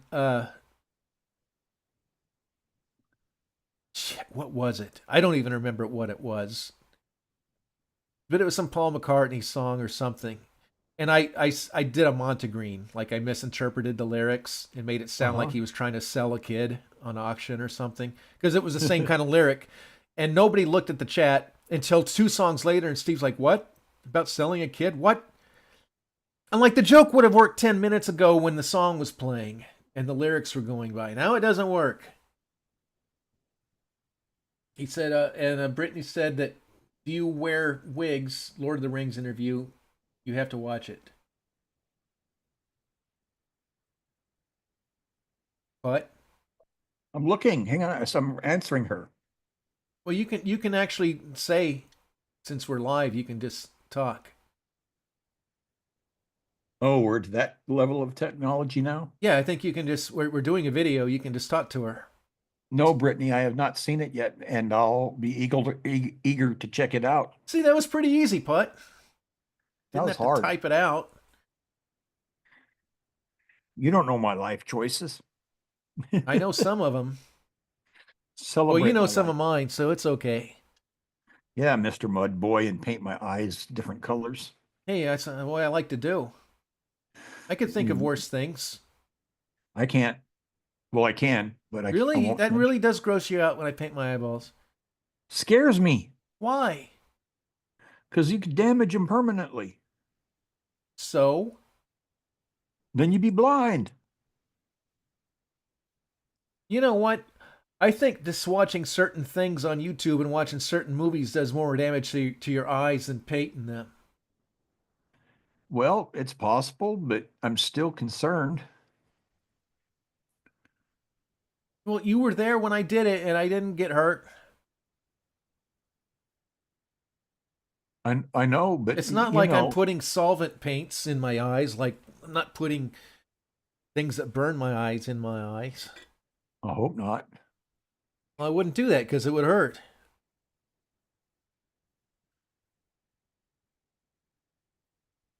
You're the first guy that normally guys think it's cool when I do it and women get freaked out, but you're the only guy that gets freaked out. Well, it's because I got a medical background. I don't want you And I've showing seen- medical things in your background. No, I won't. But, I've seen so many autopsies where people have tried to paint their eyes and they're dead. Oh yeah. Yep. Yeah, Yep. I don't know if I've got any. I used to have them. Yep. Do that. And then I've seen a lot of autopsies where people would jump and lay around in mud in their backyard and they got eaten up by all kinds of things. Well, you know what, Put? I don't. What? Oh shit. Idiosyncrasy. See, now you got me saying it wrong. Idiosyncrasy. There you go. Thank you, Steve. Sorry. Brittany or anybody watching, make sure let us know that we're still going because there was like interruption in the force. Yeah, we had to look up Steven Seagal. Yeah. Hey, I had a question to ask. Uh-huh. You guys, somebody mentioned something about a star that was about to go nova. Yeah. Betelgeuse, the big red star that's in our sky. Yeah, you were It's supposed actually to called write that Betel- down, Steve. I mean, Put. Sorry. But yeah, that's okay. No, I've got it here. Oh. We just never got around to it. But in Terry's new cartoon, there's a scene where Terry is fantasizing about his new Radio Shack he wants to build on top of his house. And I don't mean a store, I mean his where he can broadcast loft, his radio yeah. show. A loft. Mhm. And it's nighttime outside, and you can see this red star blinking, okay, on and off. And I said, Terry, you're predicting the future just like the Simpsons. And he goes like, how's that? And I said, well, you have a red star out there that's flashing. It's, it's going on and off. And I said, this is the same thing that's happening to the star Betelgeuse, is it's getting brighter and then it gets dimmer, then it gets brighter and then it gets dimmer. And they said that that's a sign that it's going to go supernova. Now, Betelgeuse is a red giant. It's a gigantic ship. I mean, not a ship, a gigantic star. And it's going to, if it blows, if it goes into supernova, it's not going to hurt us, but we'll be able to see it night and day. I figured star lives were so slow that it would take 1,000 years for you to even see it from one state to another or something. Well, if it does go supernova and blow up, it means that it happened, Well, I know it how happened a many- million years ago, but I mean, I just, Right. like our sun, when it does it, I've always heard it be like millions of years from now when it does it. So it's odd that, say, 10 years ago, it was fine, and now it's not. That I just figured their lifespan was slower than that. Well, it depends. I mean, the scientists are saying it could happen at any time, or it could happen in hundreds of years. It's hard to tell. We don't know enough about them, but there have been supernovas in our skies before. I didn't think ours would go supernova. Or ours probably isn't big enough to go supernova. Oh. It'll swell. I'm a supernova in your life. It'll swell and get bigger and all that and consume Earth, but it's not gonna, I mean, I don't know if it's got enough mass to go supernova. Well, anyway, what you were looking at was a tower beacon flashing. Oh, really? Yeah. Never Oh, mind. no. I'm just gonna say it's Betelgeuse. Never mind. So that's what freaks Put out. What's that? That's one of the times I painted my eyes. Yeah, Oh, that kind of looks scary in a way. it does look scary. I painted my whole body, so why wouldn't I paint my eyes? Why Because would you you don't- what? Because you don't paint your eyes, that's why. Well, I did. I know you did, but you're idiosyncratic. Yeah. It's okay. That might mess with you when you're like 70 or 80, Uh-huh. And when you die and they go to do an autopsy and they pull your eyes out, they're gonna say, "Oh my God, they're all full of paint." I don't care. Oh, how about that? Tina Louise is 91 today. Can you believe that? Who is? Tina Louise, Ginger from Gilligan's Island. Oh wow. Say she got all political and stuff. Yeah. It's a turn Does off. she realize the show wasn't about her now? Oh, yeah. She You probably was think the thinking show about was about you. that. Yeah, she Which she is really thought that the show was going to be about Ginger, and then somebody pointed out, he says, We'll do "Darling, some- it's called Gilligan's Island, not Ginger's Island." I had cheese. See, and Brittany says, "Holy S word, that's freaky." Dinner, baby. Well, yeah, I don't know. It was one of the things that I like to do. Become like a human like statue. Jewish It's fun. You want Freaks pizza? Put Yes, out, Lord. but I like it. Baby, What? I can always eat again. You know that. I know you can't. Hang on, I'm sorry, I'm arguing with my wife. We're used to domestic disturbances on this show. Domestic. Yep, I told you not to wear that thing. It's uncomfortable. It hurts. What hurts? Aren't you glad I that don't Putt know why is you so bought is it. so You liked it yesterday. sensitive to people? Yeah, right. Gottschalk says, "I want Putt drawing my colon when I floofy." I don't want to draw your colon. You're my friend. Oh wow. You want I only Hey. draw this. I only draw the colons of strangers or people that I murder. Hey, Gottschalk, did you see our latest Precious Moments? I put it up a couple months ago. It's number 16. Did you say Gottschalk? Yeah, because when I uploaded Oh, to okay. Facebook, that was when you had disappeared, and I didn't know if you saw it or not because it's pretty funny. I Hey, put a lot of Gottschalk, I work didn't into hear these that. things. What? I didn't know Gottschalk was there. He just showed up. But yeah, I Restaurant hot and spicy. like Brittany and people that if you go to our BabbleGab channel and look up our all right. basically it consists, if you go to the videos part of it, it's Precious Moments 1 through 16, and it's just the funniest stuff that we've done. And they're all like 4-minute videos, 4.5 minutes, and they're like pretty funny stuff. We used to be funny when we did this. We're not funny anymore. I think we That's need because that Gottschalk happened. to be funny.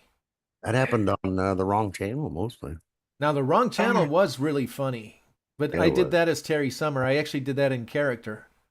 Mm-hmm. Yeah, we thought Putt had floofied for a while. Yeah. He'd fallen off a skyscraper, and that's all that happened. But we thought it was something serious. Yeah, I was fine after I felt. Mark is hanging out with Godzilla. Yeah. But don't you wish that you were a weeble where you could wobble but not fall down? I sure as hell do. It fell 2 weeks ago and it hurt. And I'm tired of it. I know I'm doing better and I know my legs are strong, but it's not the muscles that are the problem. It's the nerves Yeah. talking to that leg that mess everything up. And Brittany said that the best one is where Timmy is like, "I thought Steve would never leave." We do that a lot when we have guests or people and they leave. And Gottschalk says, "I'll be watching Apology on Update tomorrow." I'm off to. Oh, did you get the link finally? Okay, baby.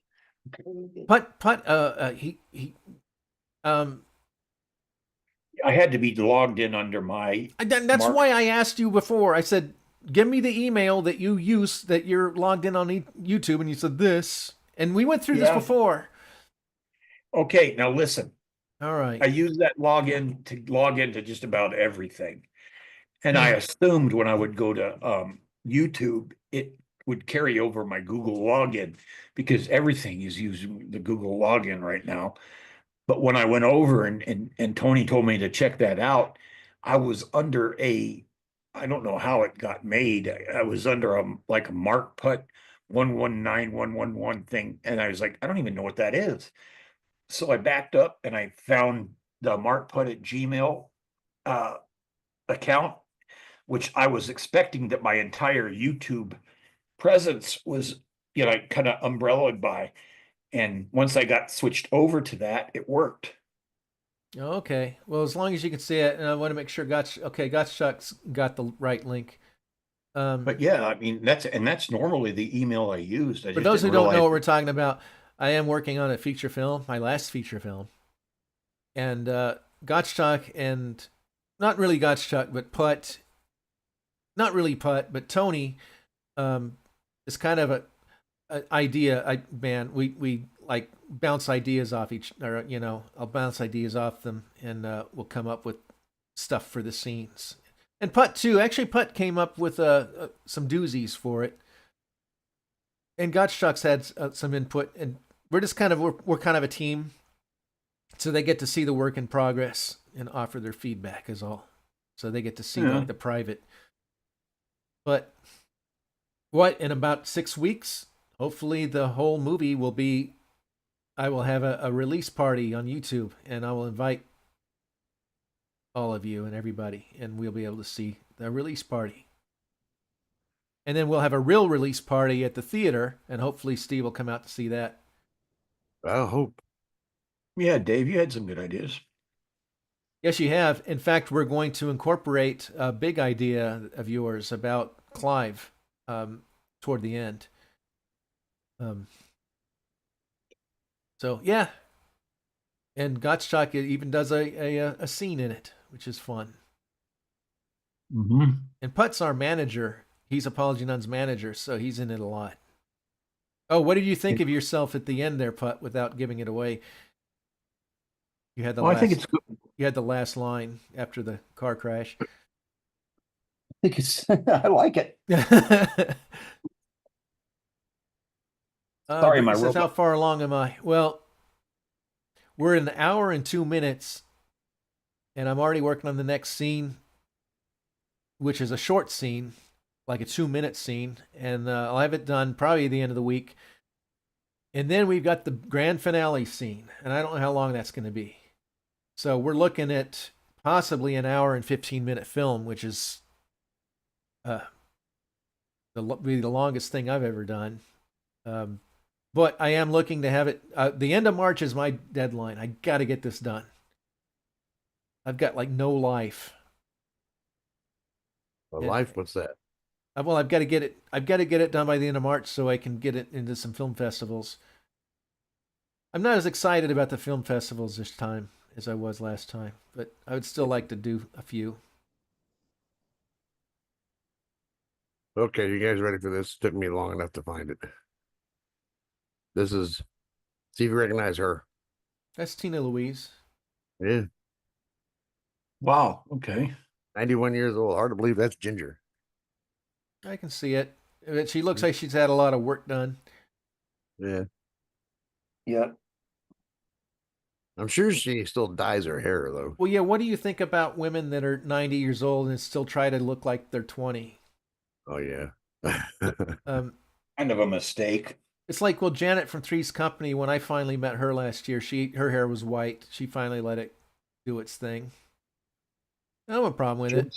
You know, Joyce DeWitt. yeah, her hair was like white when I met her. Mm-hmm. I got a picture. Let me see. I'll find a picture of her. Well, Henry Winkler finally is all gray now. Who? Henry Winkler. Yeah. Oh, he went gray in like 1982. He probably had to dye his hair for Fonzie while he was still doing it. Yeah, I'm sure while he did it, he had to. Mm-hmm. Let me find this. Joyce DeWitt. He was so nice. I saw another one of those things where on YouTube, behind the scenes, Henry Winkler finally speaks out about Ron Howard, blah, blah, blah. I saw that one too. That was ridiculous. And then it just shows Henry Winkler's background and where he's born. Oh, yeah. I hate that stuff. Yeah. And that, him and Ron Howard were still friends, or else Oh, yeah. Henry Winkler wouldn't have been in Arrested Development so much. Yeah. It's hard to see. I saw, you ever seen the movie Click with Adam Sandler? My scene? That's called Click. Gracie rented it, and I thought the premise was so stupid I didn't even watch it. It's kind of dorky. Huh? Oh, Adam Sandler plays this guy who he has a remote control for everything. So he goes and gets a universal remote from Bed Bath and Beyond. And then you got Christopher Walken, who's in this very back room, and he gives him this very special universal remote This is all spoiler alert, by the way. I finally said it before I said anything. Yeah, there you It is. go. You're making baby And, steps. Yeah, right. And so anyway, the remote control ends up controlling all aspects of his life. He can fast forward his life, or anyway, it's a real good movie, and Henry Winkler plays his father in it. I'm glad you liked it. I mean, I didn't watch it, so I can't say if I liked it or not. It wasn't my favorite movie, but it was something to kill an afternoon, you know. I didn't even want to kill it. It rubbed me the wrong way. It just seemed so ludicrous. Okay, so here's me and Joyce DeWitt last year. Oh, she looks good with her light hair, you know. Yeah, she just finally let it go. Mhm. But I did. She was so nice. She couldn't figure out where my eyes were. She was poking my eyes, like, "Where are your eyeballs?" I'm like, they're exactly where the rings are. I'm seeing through the rings. Yeah. And at the end, I wanted to give her a hug, and she was afraid. She's like, "You going to pinch me?" I'm like, "I'm not going to pinch you." But you want me to? I didn't go that far. I didn't want to scare her off. I already half scared Vicki Lawrence off that same day. Did you really? You saw her? Yeah, I've got a picture with Vicki. Oh, I would love to meet Vicki Lawrence. Let me see. Here we go. Vicki Lawrence is one who actually turned down being on the wrong channel with him. I remember that, and I almost talked to her about it, but I'm like, she already hates me enough from saying that thing I said about Harvey Korman. She wasn't entertained by that. What did you say about Harvey Korman? About how he laughed all the time? And I didn't complain. I said I appreciate that you stayed straight while she was like, and she just gave me this look, like the side eye look, you know, like that stink eye. Mm-hmm. All right, there. Huh? Whoop, there we are. Oh, there it is. Did she do her mama's voice, or did you say she got to pay you? You got to pay her for it. I didn't ask for it, but I did ask her because I was born a couple blocks from Raytown, Kansas City, and I asked her. So I said, my cousin's a Raytown cop, and they all live there, and they told me, you know, when I was a teenager, the legend had it that you came up for the town Raytown because you were going through it and got a ticket, and that's where you came. And she's like, "No, that never happened."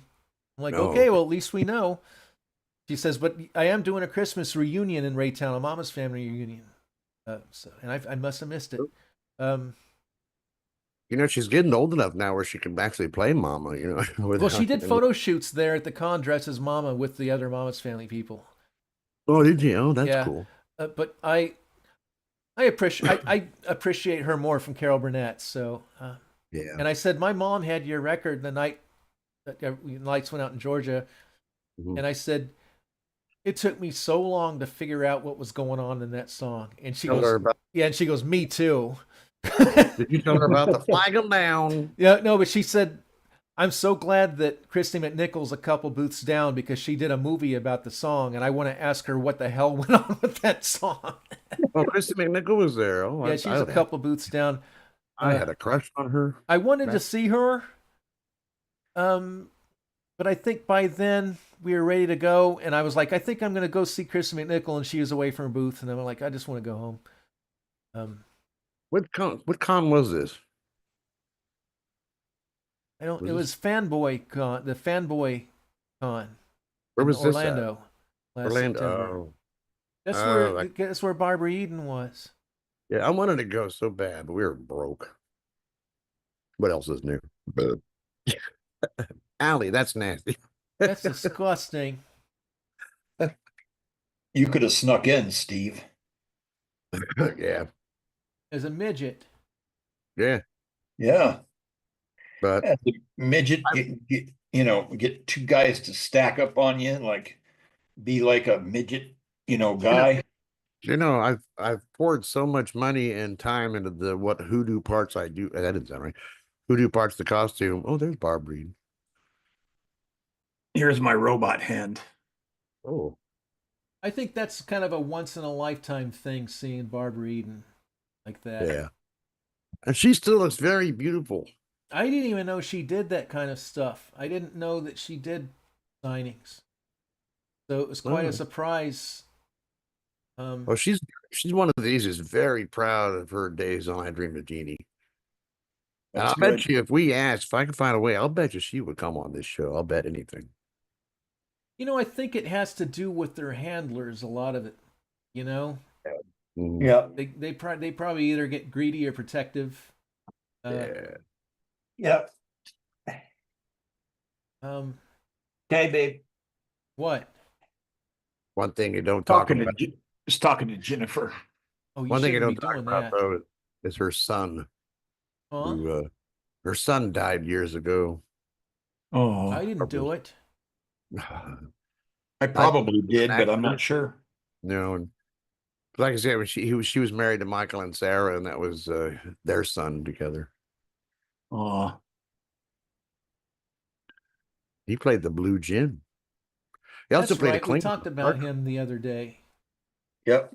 He also- Michael and Sarah before he died. He reprised his role as the Klingon on Deep Space Nine, I think. Yep. You shouldn't do that. What? Core, Reprise your- Koloth, and Kang. Yep. You know, if they asked me to reprise my role as Edgar Bean for Titanic, I'd probably do it. Well, if they asked me to be Jacob Marley again, I might do it. Tell them you'll do it for money. I only do it for money. Well, I don't want to be like Dean Stapleton. Yeah, Oh, I retired from stage theater a long time ago. I just got sick of it. well, Well, It you would- know what, Putt? It would take up too much of my time. It does would. take up a lot of time, a lot of rehearsals. So this is Yep.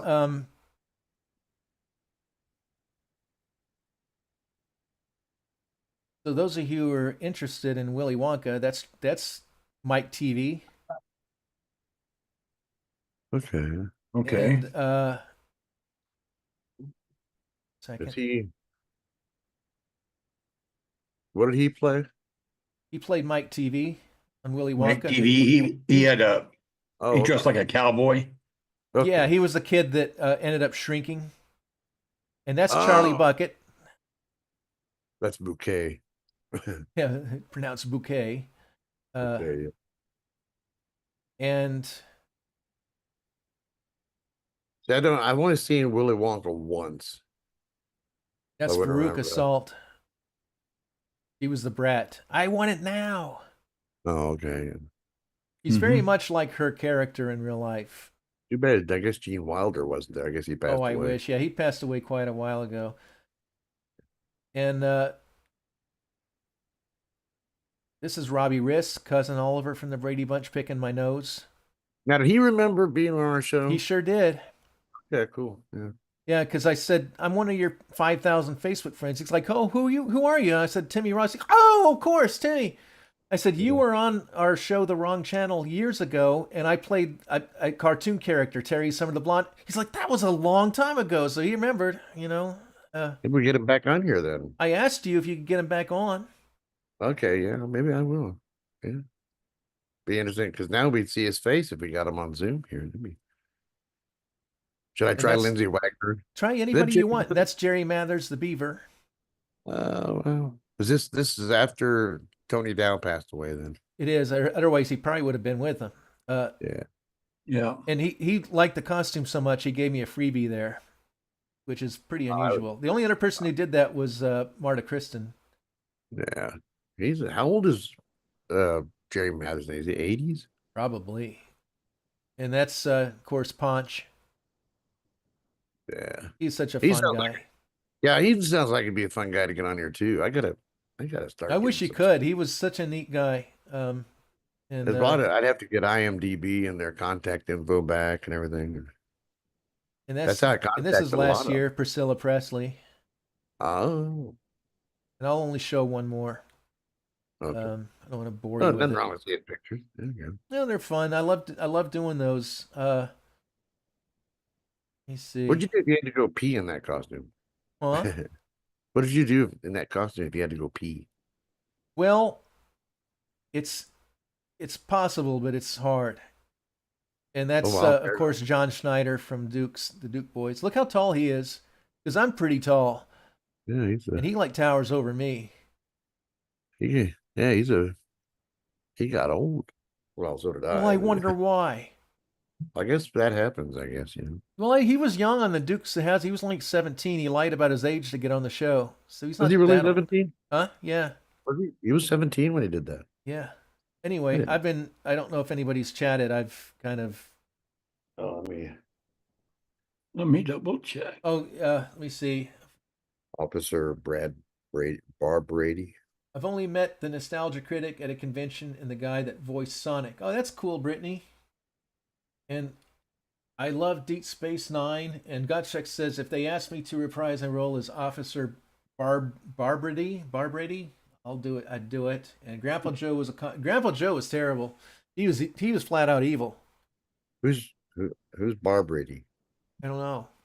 He's the officer that was the police chief in South Park. He still is, I guess. Oh, that's why I never watched that crap. So It's pretty funny. And it Gottschalk had doesn't- me. He met for lunch last year at the end. We were going back from one of those things, and he said, "Let's meet at a place. It's the best place in the world. It's called B for Brady." And we ate there, and I basically got cold mac and cheese. oh, gee. It was it looked good on the menu, but it would have been better if it was heated up. It was like some meat plate with mac and cheese mixed up. It looked like a good idea at the time. Was it supposed to be cold? No, I don't think so. I would have taken it back and said, No, but then they shit on it and stuff when you do that. Oh, You just you gotta bite it and then just not go there. yeah. Oh, the officer is. Oh, that's the South Park character that's modeled after Gottschalk, since he was the Yep. police chief of South Park for years. Oh, Uh-huh. We'll get Gottschalk on here next month. He said March he's coming back, so oh, okay, cool. he'll be able to tell you firsthand about his South Park experience. So is that true story about South Park? Yeah. Yeah. He was on South Park. Mm-hmm. Well, He didn't He'll have voice to a explain it character. to you. They use his likeness in one of the characters Oh, Yeah. because he was a legitimate police chief of South Park. So he said they'd have a guy. They'd have people come in with cameras and they'd take picture of the townspeople, to kind of capture in the cartoon. And all of a sudden, his dad called him or something and said, "You didn't realize you're on South Park." Yeah, it was him. Yep. They had to get my likeness for cartoon. They did. You're on Lidsville. That's right. I kind of look like a Steve Jarrett version of you do. Well, when I made Hoodoo and I showed Neb, he just burst laughing. I said, here's a green Steve Jarrett, and he couldn't believe what he was seeing. He's like, it is. It's a green Steve. And for the new movie, now you're a regular peach-colored Hoodoo, which is, you're just now Steve. Oh, Hey, you could go as Steve Arini. It's too bad if this movie went huge, you could just go as Steve Arini and not have to worry about the green makeup. All you'd have to do is put the red hair wig on and stuff. oh yeah. Well, let's Yeah, hope for that reason that the film becomes a huge blockbuster. Dude, I can make appearances as Steve Arini. Yeah. Boy, I wish Critical Drinker would review it or something. Yeah. Even if he was harsh on it. Well, I don't know if he was harsh on it. It hurt my feelings. Mm. Because Brittany had mentioned the movie, what was it? The Critic? Yeah. What was it? I'm looking. The Critic. Oh, the Nostalgia Critic. It's strange that these YouTube creators are now becoming these superstars now. They're the new Hollywood now. Yeah, that's something. It's weird Yeah. to think about it. It's just these guys in their kitchen, and all of a sudden they're bigger than these A-listers now. It's like Hollywood to me is passe. It's always Yeah, look at big people who've gotten big on YouTube, like Arnel Pineda became new lead singer of Journey. There's Justin Bieber. Did he start on YouTube? Uh-huh. Yeah. Mhm. I forget what rapper saw him on there. Oh, probably P. Diddy, because I think he there's a lot of people that seen videos of him with P. Diddy, and it looks like poor Justin Bieber was victimized. Very young. Yep. Well, we don't know that for sure. Is that what I P didn't say he in jail was. I for? just said it looks like it from some of the videos that he was What's in P Diddy in jail for, or was he in jail for? I thought I heard. for Epstein stuff. Oh, Yeah. okay, okay. So maybe. Well, that's his whole thing. Is he's kind of like the other Epstein is kind of, but no. Well, there's video of him telling Justin Bieber, and Justin Bieber's just a kid, and he's telling we're gonna have a 24-hour party with you. You know, and he looked very uncomfortable. That's all I'm saying, and that's not me being. That's actually on YouTube that him doing it. So, all Did I'm Justin saying, ever come forward and say anything? probably Did you afraid know? to. If he has to testify, he might. I don't know what's Yeah. going to happen. A lot of people think he's probably going to floofy in jail the same way Epstein did. They don't want people Yeah. talking. So he's still in jail. I P. think Diddy. so. Yeah. Yeah, Brittany was chiming in. Yeah, he's in jail for SA of a lot of people, and he's also contracted HIV now.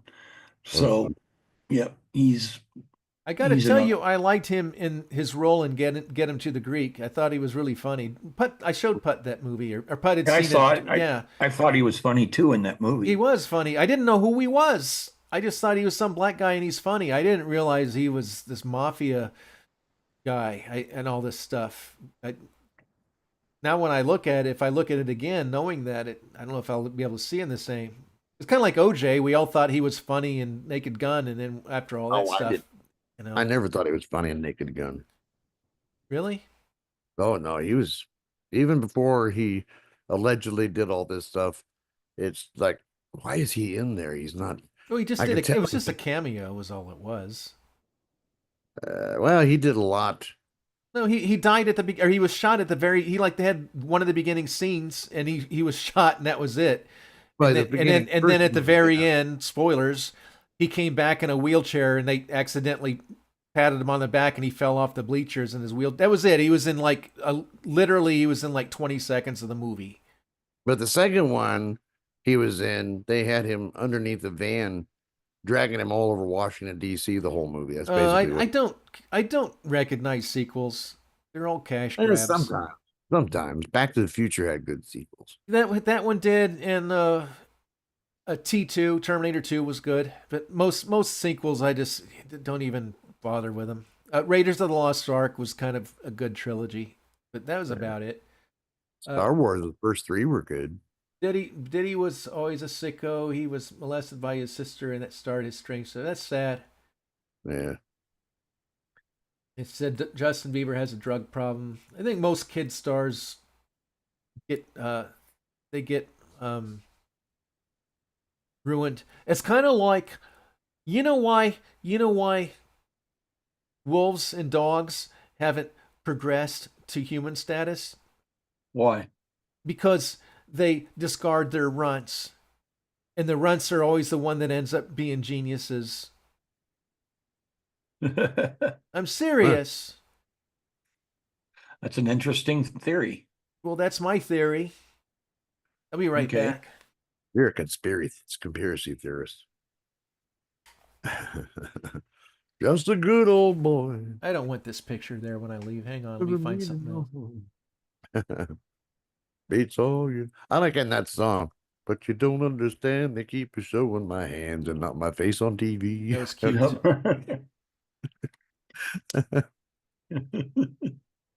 He's I talking played that about all. the Waylon Jennings theme song to the Dukes of Hazzard. Yep. Yeah, it's funny. There, that's better. Oh, gee. That's scary. I'm gonna have nightmares tonight. Now, if he wanted his eyes colored, he could have just gotten colored contact lenses. Yep. Mm-hmm.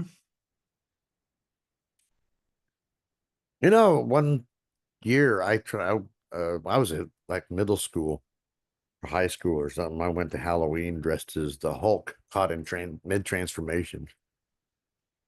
Oh, really? Yeah, because I had that idea, and then all of a sudden, about a year later, they came up with that episode where he was stuck in mid-transformation.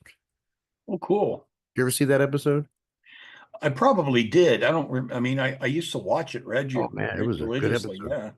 Yeah. There was this meteor that fell down to Earth, and it was full of gamma radiation, which aggravated his own radiation poisoning.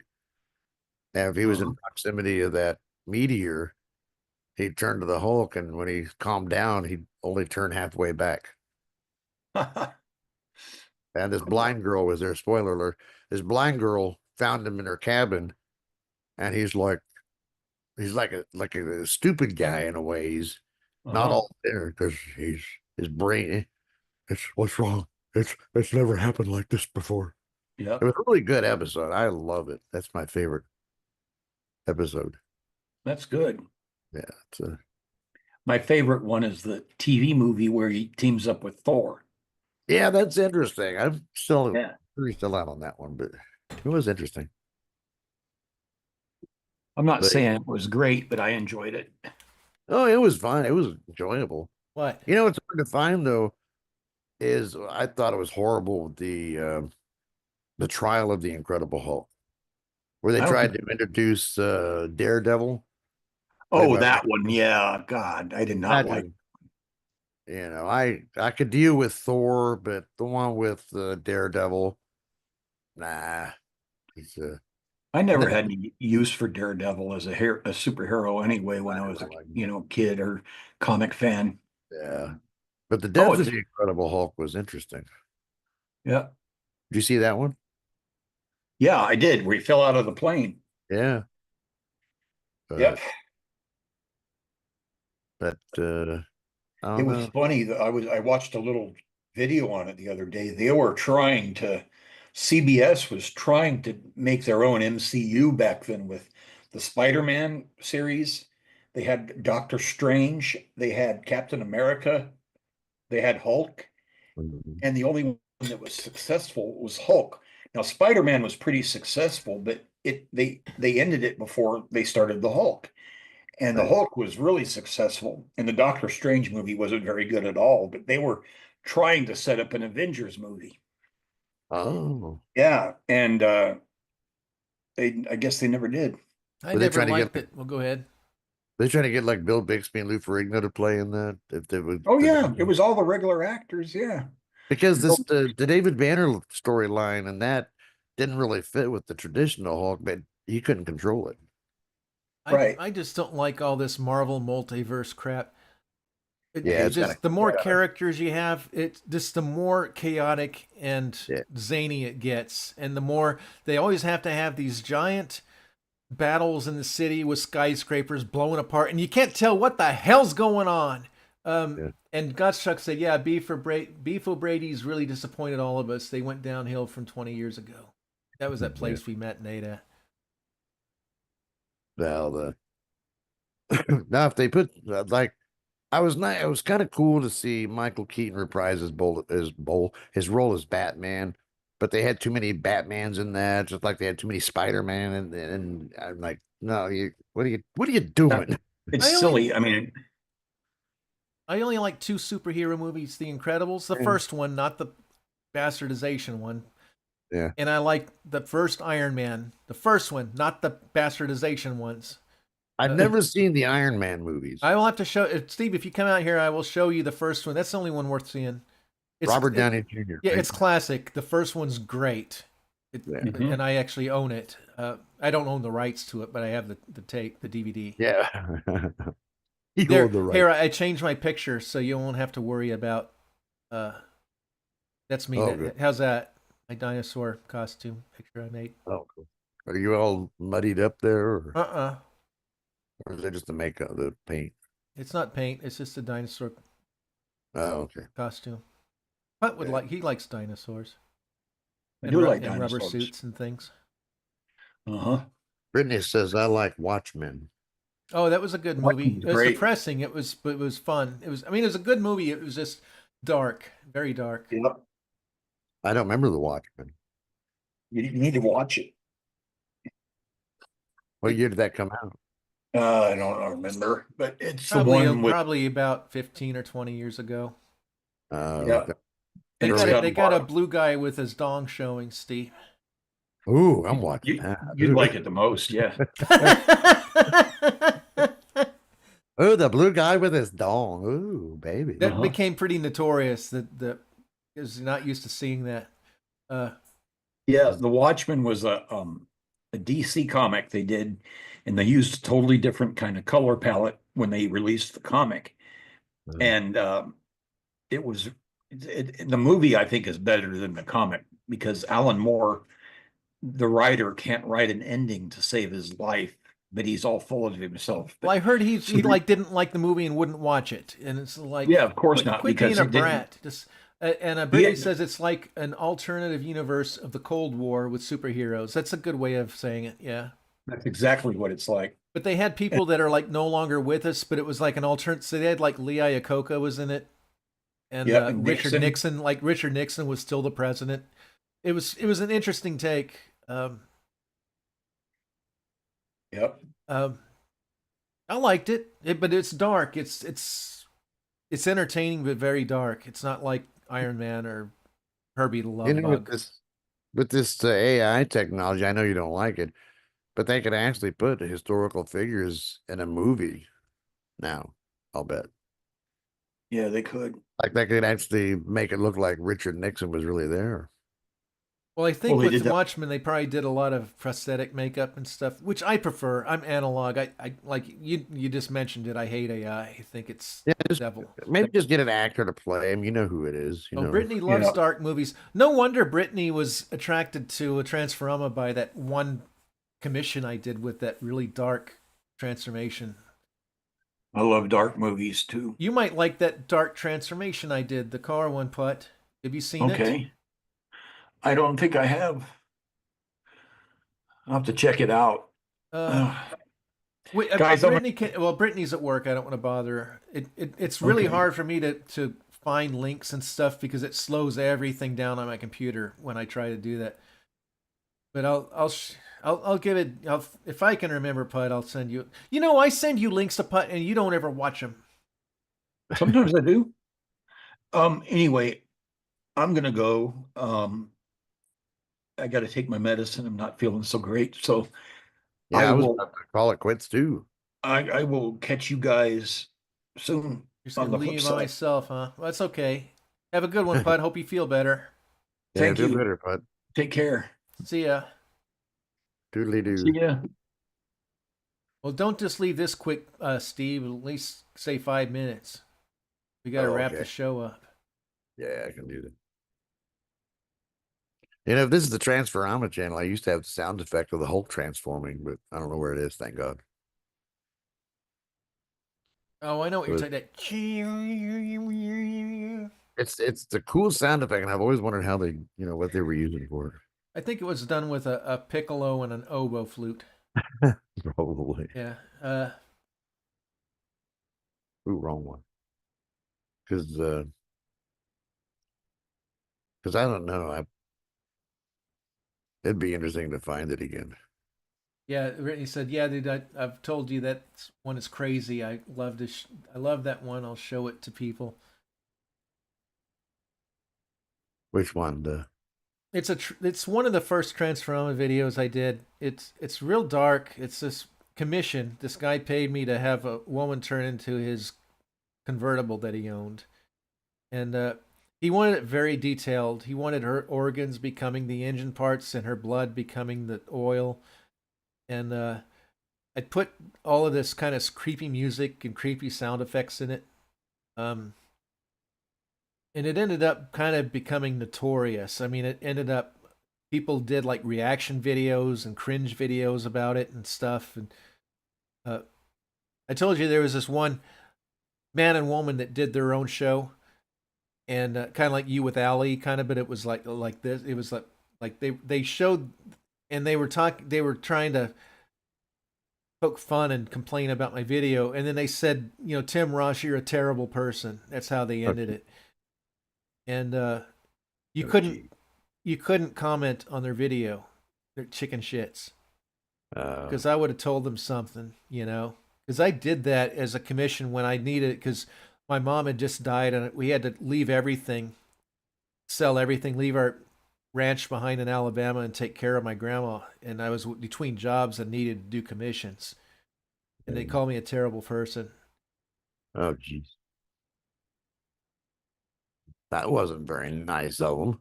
Yeah, I don't give a shit, but it did kind of the fact that I couldn't respond to him kind of sucked. It's like, yeah, you know.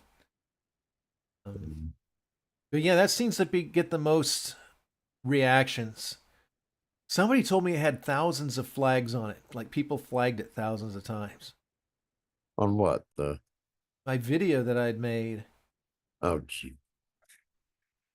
And I found the. It was kind of depressing, and it's like most of the stuff I do has apology none, and it's supposed to be fun and funny. Well, yeah. Makes sense. That's why I consider myself, well, a musician and kind of a funny comedian kind of thing. First and foremost, I'm not funny on this show, but Tim, you real as hell. I enjoy your content despite not being into transformation. Well, thank you. That's kind of why I try to make it at least funny and entertaining. Oh, Brittany also said, "Okay, Steve, best Star Trek show you love." Well, that's easy. Voyager. Is that the one where Katharine Hepburn played Spock? Yeah. Yeah. I'm Captain Katharine Hepburn. That's not logical. Well, you know, RFK Jr.'s got the same disorder as she has. That's why he talks like that. Leslie, I haven't looked at RFK Jr. Oh, really? before. He can hardly talk. He's just like, I think that that's exact. I'm not exaggerating. That's how he talks. He's got the same disorder she's got.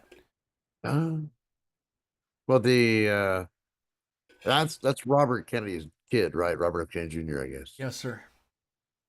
What I thought. I did find the whole transformation sound. Go for it. I gotta make sure this is not blaring. Watch us get banned for this, or it'll be me. No. It'll be me that gets banned because it's on my channel. Not a sound effect, I don't think.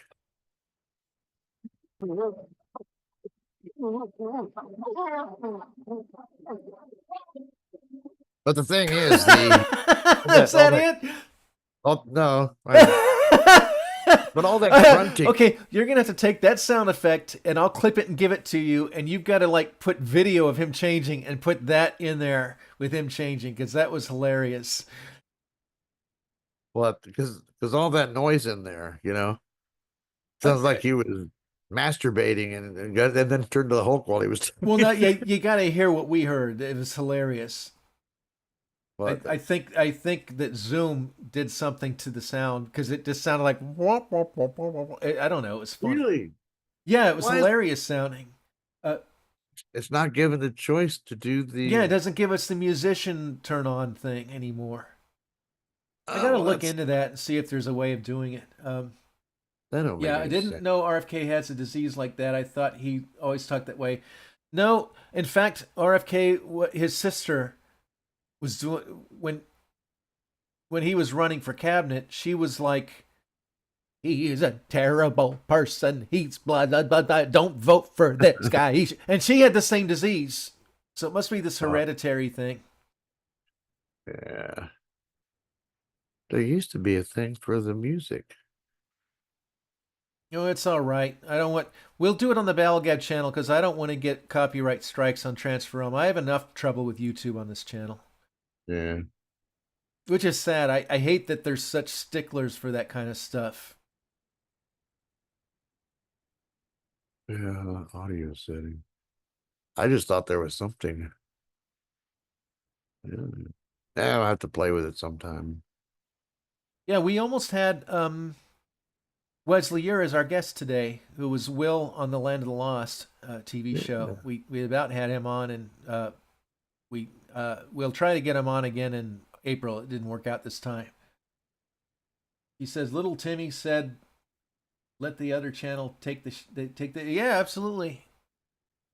Laugh out loud, Timmy. I've been called Little Timmy a lot. That was who I was in my band Treble Clef, so I'm used to being Little Timmy. Or Lil Timmy. It's okay. Because we had, in my band Treble Clef, we had Big John, who is our other guitar player singer, who looks like Fred Flintstone, sounds like him. And then we had Little John, a little Mexican guy on the keyboards. So there was Big John and Little John. And then we had a guy on bass who was Big Tim, and he was this big guy. He looked like Ed King from Leonard Skinner. Big Southern, kind of big redneck looking guy. And he was Big Tim, and I was Little Timmy. It was okay. Oh. And he only stayed with us a short time, but I just was Little Timmy for then on. Brittany says, Timmy, my brother is in a cover band. If you like hair metal, you'll like Escape the Circus. I'll have to check them out. I'm not big into hair metal, but I'll check them out anyway. I like good music, but Steve will know. He'll tell you firsthand I'm a music star. Steve, why? And I'm not bitching. Well, I kind of am. Well, How come you used to play Apology None like every show, and now you play me like once a week? well, I'm getting my footing back again. I thought it was because Jay complained or something, and you didn't want to offend Jay, but he's hardly ever there anymore. No. No. You used to be my biggest promoter, and now it's like, and I'll go through like an entire week, and you won't play any of my songs. Well, it's what was I gonna say? Notice I've hardly played any indie artist. I'm trying to get my footing back on this damn thing. Well, all you do is push a button, don't you, and play the artist. Yeah. All right, I'm not giving you a hard time. I'm just curious if I did something wrong or if you don't like me anymore. Oh my. Yeah. Brittany said, I was seriously surprised that Apology None was real music. Yeah, in fact, I said, you probably heard me say this. In 23 and 24, mostly when Judy got on board, and I started all these new Transforama things, I started making background music for the Transforama videos, and those turned into real songs, and that's kind of how I ended up making that double album Hideaway last year. It was like my first ever double album, and I think it's the best thing I've ever done. And a lot of those songs started out as Transforama bits. They just, I didn't take them seriously, and then all of a sudden they grew legs. It became real songs, So. Yeah, we're gonna. But no, I haven't stopped playing Apology. I play. You kind of have. You used to be every show tradition, and now it's like maybe once a week, or if I bitch about it, then you'll play it. And I don't want to bitch about it because then it makes me feel like I'm tooting my own stuff. I think you're imagining things. I'm not imagining things. I'll go through your whole. Today, did you play? No, you didn't. Yeah, I did. Where were you at when Really, Really, Really came on? You played Really, Really, Really? Yeah. Today? Yeah. Well, I work.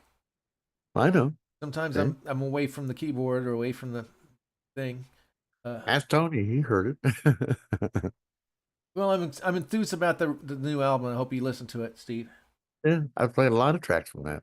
Brittany says, do you do independent radio, Steve? Independent what? Like, oh, you mean like online? Yeah, I do. Yeah, it's called Q-Star FM. Q-Star FM. Yeah. Q-Star FM. It's running now, as a matter of fact. Hey, Steve. Yeah. Hey, what? Do you ever play the Apology None Fun Hours again? Have I? Will you? Oh yeah. Are you doing new ones? Well, I always do new ones. Well, I do about one a year, but I'm up to 21 right now.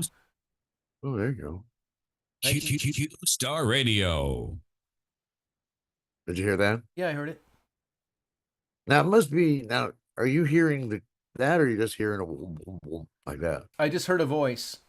Q-Star Radio. I didn't hear any music or anything. Sound effects. So when it's music, it must not play it right.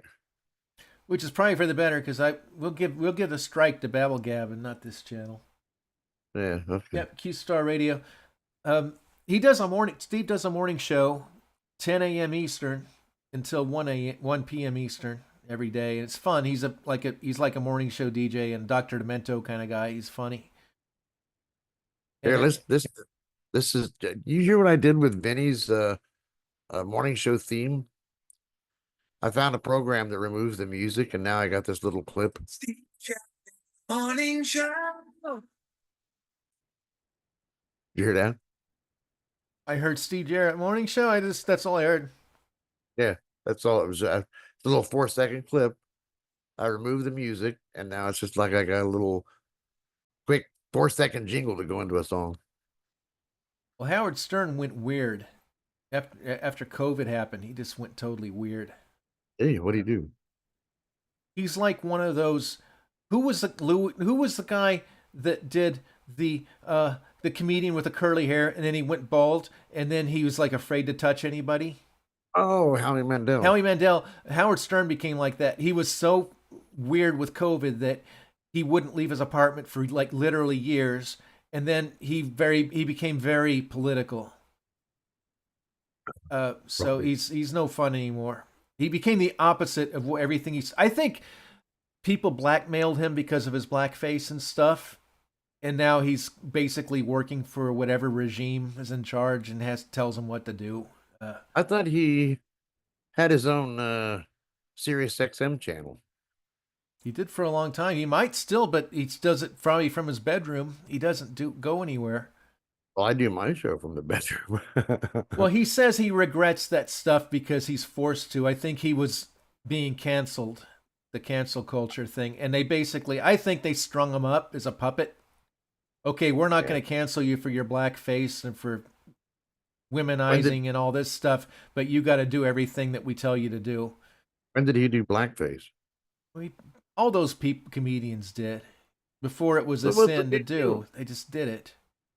And now they're being ridiculed and demeaned for it. Well, Justin Trudeau, didn't he do blackface once? Shoot, I painted myself black, but like jet black, which isn't the same. Well, now you're going to be cancel culture. Well, I wasn't. I've been every color. Well, I'm doing whiteface. People don't get to own a color. I don't care who you are. I think it's just stupid, you know. Like if you're gonna get chastised for painting your eyeballs gold or silver, whatever. You and Putt chastise me when I do it. Well, that's just I think he's concerned about the safety to your eyes and shit. I mean, that's chemicals in your eyes. No, it's not. It's fine. Okay, man. It's not like I'm putting solvents in my eyes. You walk around sometimes going like this. You look like Gottfried. That was pretty good, Steve. I'd never seen you do that before. That was good. It's just because I learned how to do it now. Why you want to get some shtick from him and do it? She says, I don't think Howard's done blackface. I don't think Robin would have worked. I really think he did. In fact, I remember seeing him doing it. Yeah, I don't remember. A lot of those people did. A lot of those comedians, and I don't have a problem with it. It's, in fact, I think Robin would have been fine with it. I think she had a pretty good sense of humor, or she wouldn't have put up with his shit. But she wasn't so closed-minded and narrow. Of course not. She had a good sense of humor. I think he got blackmailed by the cancel culture crowd, and he submitted. It's not easy to bring Howard Stern down. He's a tough nut to crack. I kind of liked him on what was that? One of the Got Talent shows he was on there for a while. Oh, America's Got Talent. He was a judge. Who else was on that? Was Steven Tyler. Was he? I don't remember seeing him on there. Yeah, he was one of the regulars. Oh, did I tell you about that? One contestant got on there, and I think it was not Mariah Carey. Paula Abdul was on there, and she's telling this contestant, a young girl on there, "Sorry, honey, you just can't sing." And the girl came back and says, "At least I don't use auto-tune." I don't blame her. Oh, the look on Paula Abdul's face. Well, I don't think it's possible for those people to not use auto-tune. Mm-hmm. Let that contestant have auto-tune. It's probably sound better than Paula Abdul. I don't know if Paula used auto-tune then, but back in the 80s, they didn't have auto-tune, I don't think. No, I think Cher started that mess. Yeah, she shares the culprit. And she was just doing that as part of the song, is to bring out the style of song it was. I don't think, because Cher never used it before or since, I don't think. Yeah, it was a gimmick. And somebody had said that they wouldn't have done that with anyone else. They did it with Cher because of her what do you call it? Her voice. Was it too deep or something? Yeah, it wasn't very good, and they tried to mask it. They're like, we can't sell a song with her sounding like this. I always thought she sounded pretty good. There's Me with the Black. Unless she was getting older and her voice was deepening more. Who is that you said sounded singing like Cher? David Oh. David Cassidy. That's right, yeah. Yeah, he just kind of seemed to impersonate Cher. Yeah, Brittany knows. Do you believe in life after life? I used to hear that when I was in the gym when it was on, when it was new. Yeah, I did like the song at first, Believe, but after I a while never they liked it. beat the daylights out of it. It had a kind of toe tapping melody and tune, but And there was a song I heard the same year at the gym, and a woman sang it, and it had a classical guitar solo in the middle, and I loved the song, and I only heard it twice, and I could never hear the song again, and I could never find it. yeah, And I I've don't had know. that. I heard it in a hardware store, and I heard it at the gym, so it was out there, and I just, for the life of me, I can't. I don't know who sang it, what the song was called, how it went. I just know that I really loved it. Was it in the 90s? It had to have been about 99 because that's when the Cher one came out when I was in the gym. They used And to it was play a that Cher one, and they played that one from Santana that Smooth with Rob Thomas. oh, I don't know. Brittany says that she liked Bjork. She listened to anything and everything. I'm the opposite. I've got a very narrow scope. I generally like 60s, obscure 60s songs.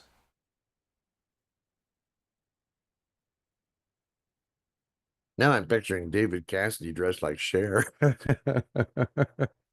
just didn't think his voice matched what they were looking for with the teeny bobber, because I appreciate what the Partridge Family was trying to do, but it's like, what is that? What is that? His looks matched it. He was a good looking guy for a lead role, but I just don't think his voice matched the songs they were doing. Said he was 19 when he started that role.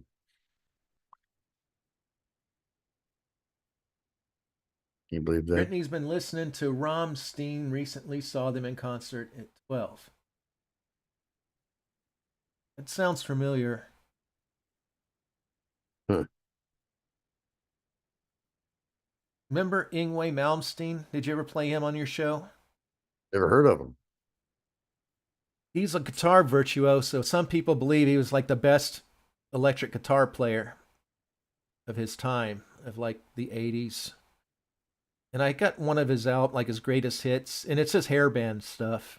But he's a good player, but he's also. I thought Eddie Van Halen was considered one of the greatest guitar players of all time. He is too, but some people would have said that Yngwie Malmsteen was more of a virtuoso than Van Halen,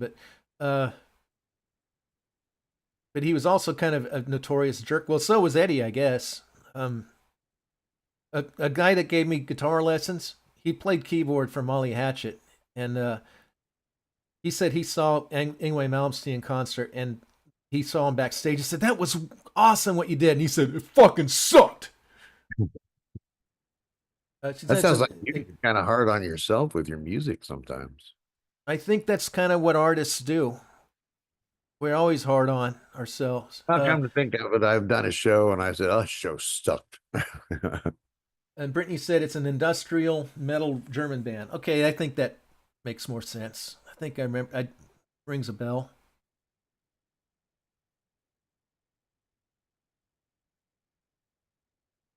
You know, I've been sitting on this bridge for several years and nobody showed up. You're probably on the wrong saucer. Probably, yeah, that's what it is. I'm the spare saucer. Yeah. We could have had a show called The Wrong Saucer. There you go. I'm looking forward to doing that show again sometime. And yes, I am working on getting that up. Okay, so you know what I was going to say. I won't have Oh to yeah, say you it. say it all the time. I know. So yeah, Brittany, you check out Steve's show on qstarfm.com. Yeah. It's confusing. You got to go there, and then it's. I don't like going to there because I like going to the Steve Jarrett. What is your Steve Jarrett's site? SteveJarrett.com. If you go to stevejarrett.com, there's a button for chat, and then you can go to the chat room and talk to us. And then there's players. You can click on a player to hear the show. When I go to QStar FM, I don't have. There's not like a chat button.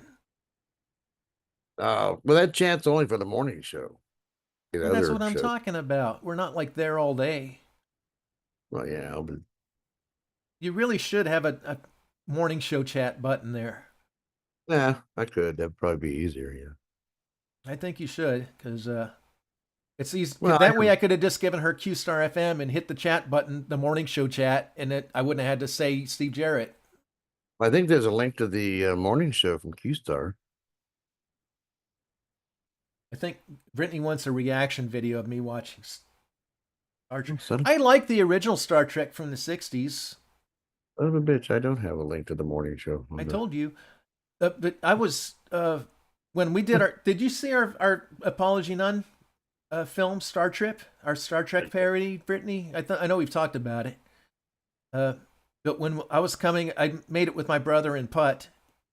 And I was wanting to watch the original Star Treks because I was really enjoying them. And my brother wouldn't show them to me, or he would, but very reluctantly. So I didn't get to see a lot of them, but I enjoyed what I saw. I like that stuff. I just don't like the newer stuff. Yeah. I like the old 60s stuff because of the aesthetics, the colorful uniforms and the matte paintings and the colorful parts of the ship and stuff. Oh, you need to watch Star Trek. You go to the Apology None channel, right? I've got a link to it on my Transforama channel. I got a link to all my channels there. And yeah, Star Trek is it's our funniest film. It's like 24 minutes long, and we did it about 12, 13 years ago. You believe we've known each other that long, Steve? What year? It was in Wait, 2012 we made that movie. Wow, because I started QStar in 2011, so didn't take you long. I don't know how you found me back then, but Because I was like in Shaz, this like some thread of hers, and she was like, "Oh, I'd love your stuff, Timmy. I want to hear more Apology None stuff." And I was like, "Okay," and I started sending her songs. And then you, Steve, I'd never even heard of you before, and you're like, "Well, can you give me any?" oh, okay. I'm like, "Sure, Steve." You know, I didn't call you Steve back then, but yeah, that's how we met. I haven't been. It's been downhill since.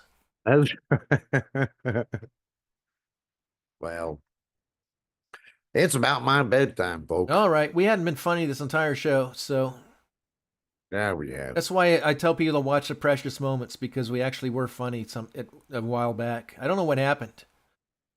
We said a couple of funny things. I'll Don't remember see. what. Why do I look blurry there? Look at that.